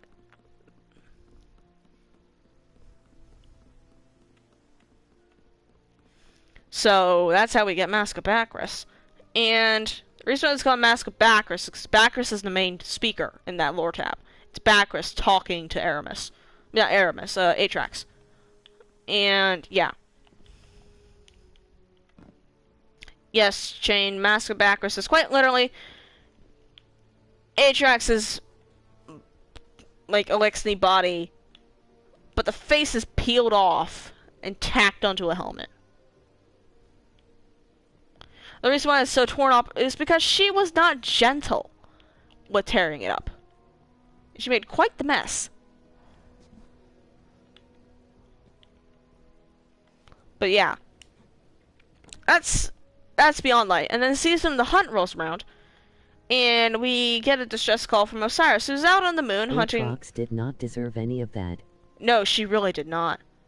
And then we get a distress call for Season of the Hunt. We get a distress call from Osiris on the moon. He goes, hey, so I'm down here hunting Ziva-Wrath, and my ghost just blew up. Can you come help me? And we get there, but there's already a second Guardian there. The Guardian introduces themselves as Crow, and their ghost is Glint. I'm just watching this orb follow me. And Osiris ends up going back to the tower because he's now basically just an old man. He doesn't have any light, so he's just going to go retire with his husband now. And Crow starts mentoring us towards killing Ziva-Wrath. More specifically, Ziva-Wrath's High Celebrant, who is corrupting Elixni and Hive, and technically Cabal, but we never see that. Corrupting Elixni and Hive all across the system. Okay, no, mostly just Tangled Shore, Moon, and Dreaming City, but still. All across the system. And we actually don't really see that much on the Moon. It's mostly just those two. I have a feeling there was more going to be there, but content was they were kind of short-staffed because they were working on Beyond Light. Anyways, throughout that, we kill the High Celebrant, and then we also get a vision from the Traveler, and so does Crow. And Crow's like, oh shit, what the hell is this? Can I talk to you about this? I have this one spot in the EDZ where I go whenever I don't want to be abused by Spider. Because, yeah, Spider definitely abuses Crow. And Clint goes, I call it his crow's nest. Crow, no, we're not calling it that. We're not calling it that. We're calling it that. But, we go to the crow's nest, and it turns out that there's, like, assets of darkness and stuff. And then we get Hawkmoon because the Traveler wants to give us a gift. Yay. Honestly, not complaining.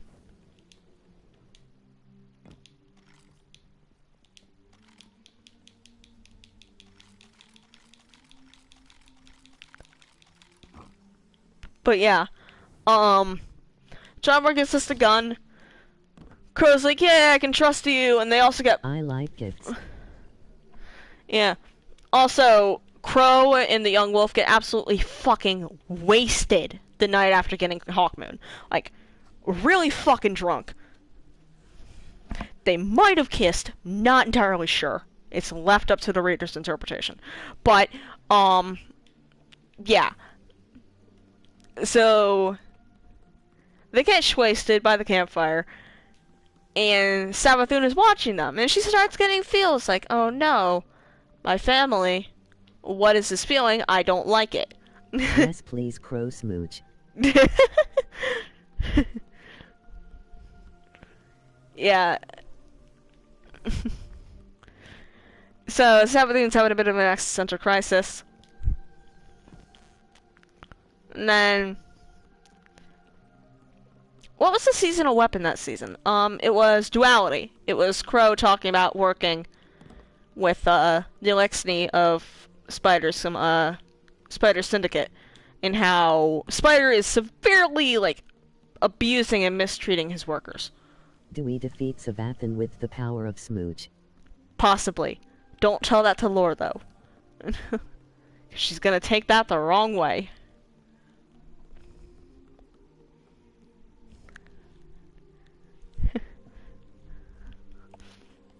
Right. So after season of the hunt, there's season No will die. No. You say that to her, and she's gonna think that you're kissing Savathun, not Crow. Just have a heart attack because Savathun smooch.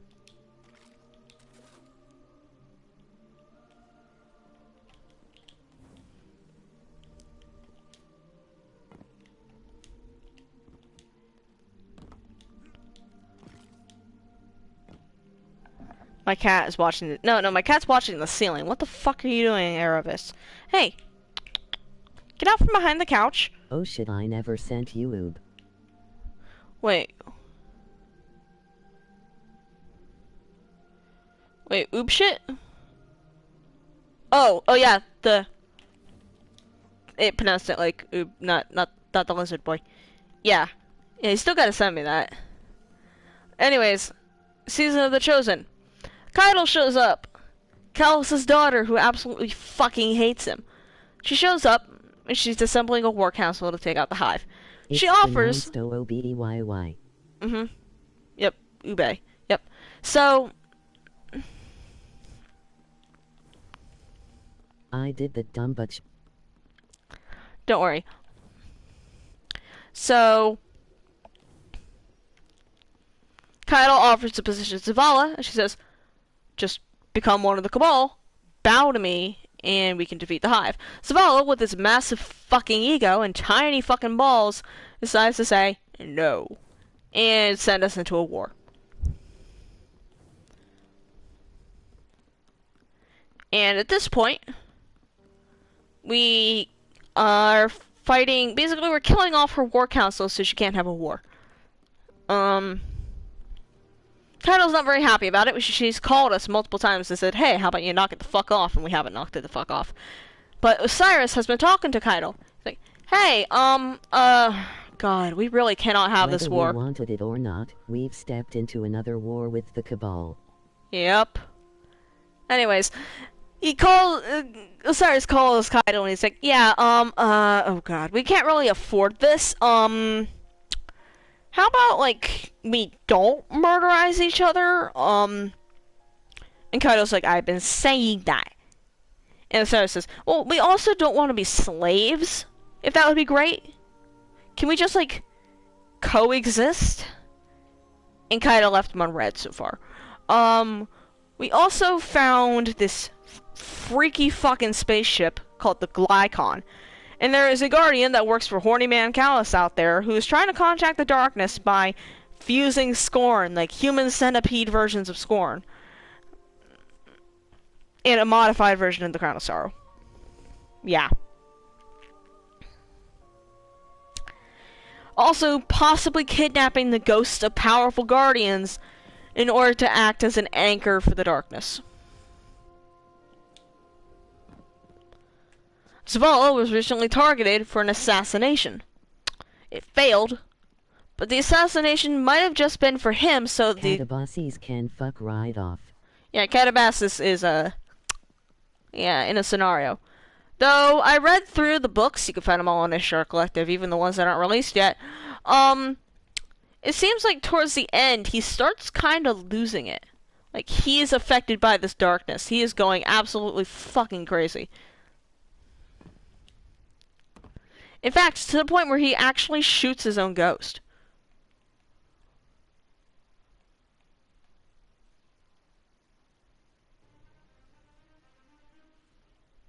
Yeah. Oh shit, probably should have mentioned spoilers. Guy is not okay. No, not even fucking close to okay. And that's just the beginning of the story. I mentioned this whole plot to kidnap powerful guardian ghosts. That's supported by a bunch of stuff. And I'm actually gonna have a video coming about that I think within the month? Yeah, I can make that promise. Within the month. Discussing that. Patrons get that a week early.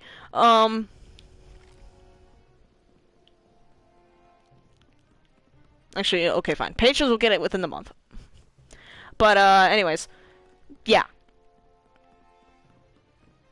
So, a rogue sect of scions that are not under Kaido's control are kidnapping ghosts. Now, if they work for Callus, they could be using those ghosts to act as anchors for the darkness. Because that's what Catabasis was supposed to be. He was supposed to basically call out the darkness for Callus. So Callus could talk to the darkness, have a little bit of a one-on-one chat, because the darkness kind of left him on red for a little bit, and he's not very happy about it. But yeah. Huh. Stays relatively the same size.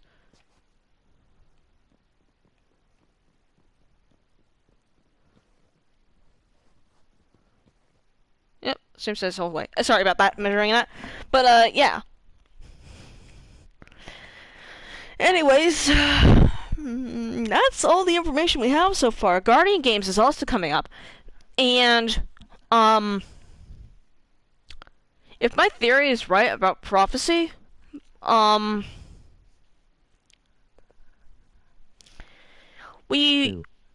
What's Guardian Games? Oh, yeah, that's right, you weren't here last year. So Guardian Games is the most sweatiest thing to ever happen. It's basically Warlocks versus Titans versus Hunters, right? Each class competes, quote-unquote, by doing a shitload of bounties. The class that does the most bounties gets a tiny little statue next to Zavala. And bragging rights. It's exceptionally salty because everyone hates each other. It's like a solid month. No one is on anyone's side. And personally, I believe Hunters won because we did jack shit. In fact, we were actually nerfed first Guardian Games because there were so many Hunters. Guardians had to make it so Hunter progress counted less, so the other teams had a chance. I'm playing exclusively Hunter for this. Yeah, same. But, basically, you gotta be on one main for an entire month. Or, main them all so you can reap the most rewards, but not, like, actively represent your class. Well, anyways. Hunters won the first day. Everyone's like, oh my god, Hunters won because there's so many of them. And then Titans won literally every other day of the event. Warlocks didn't win a single one. And yet still came in second. Because they consistently outpaced Hunters. They came in second the rest of the event. And so they outpaced Hunters. Hunters were in third. What? Every day of the event except for first, where they came in the lead. Wow, we suck. No, we don't suck. What we did was we gave up. We didn't give a shit. We won day one and that was it. Because we knew how futile it was going to be. People were going to argue at each other constantly. There's no point. So...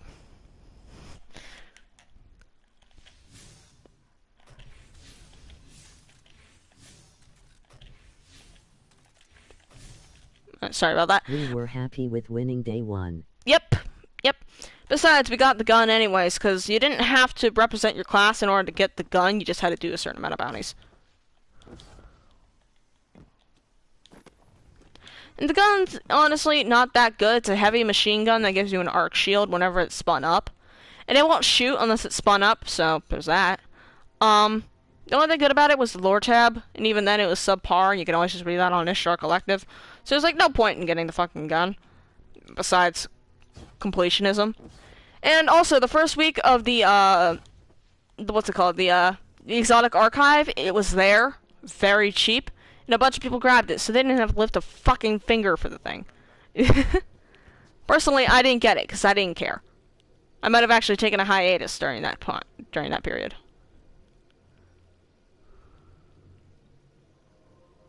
But yeah. I kinda want to get a hunter win to leak honor Keat 6 at least. Yeah, that's why we won day one, because we were fighting for Cade. But now Warlocks have their motivation to represent Osiris, because Osiris is basically dead at this point. Well, he's not dead, per se, but like, he fucks up and he will be dead.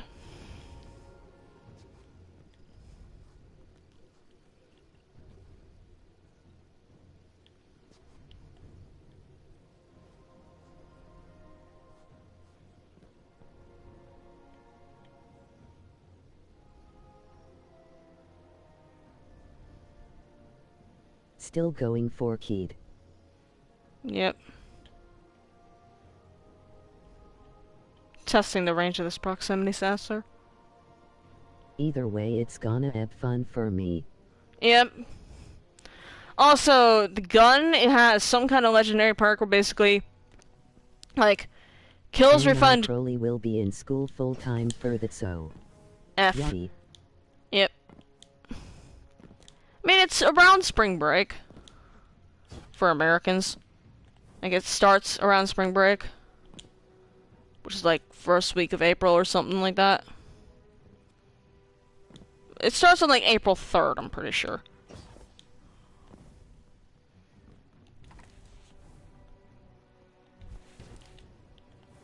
But yeah.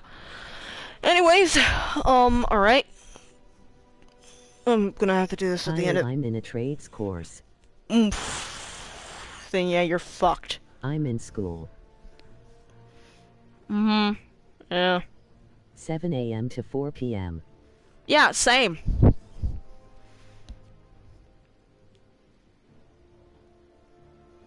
Well, actually, no, 6 a.m. to 4 p.m. for me. Well, no. 6 a.m. to like 3:30-ish. We have fun here.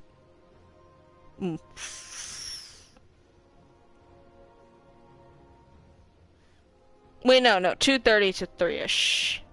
At the end. I don't know, time is weird. I don't pay attention, I just survive by the bell. Alright, I'm gonna have to do this at the end of every video. Alright, plug time. I created a Patreon for the channel in order for you to help support me. There's also a Ko-fi for one-time tipping. Patrons get exclusive access, including a link to the server for this stream, access to sketchbook pages, early access to videos, possibly even being on stream whenever crossplay comes out, and more. Head over to the Patreon to check out the benefits and possibly sign up. or whatever. I'm very bad at doing those. I have no idea what I'm doing, but want to help the shit postist? $1 a month, $5, $10, up to you. Anything helps. It's fine. But yeah. Alrighty, We'll now. figure it out. Yeah. Well, I'm actually gonna have to head to sleep because it's almost 11 p.m. Good night, y'all, and thanks for tuning in.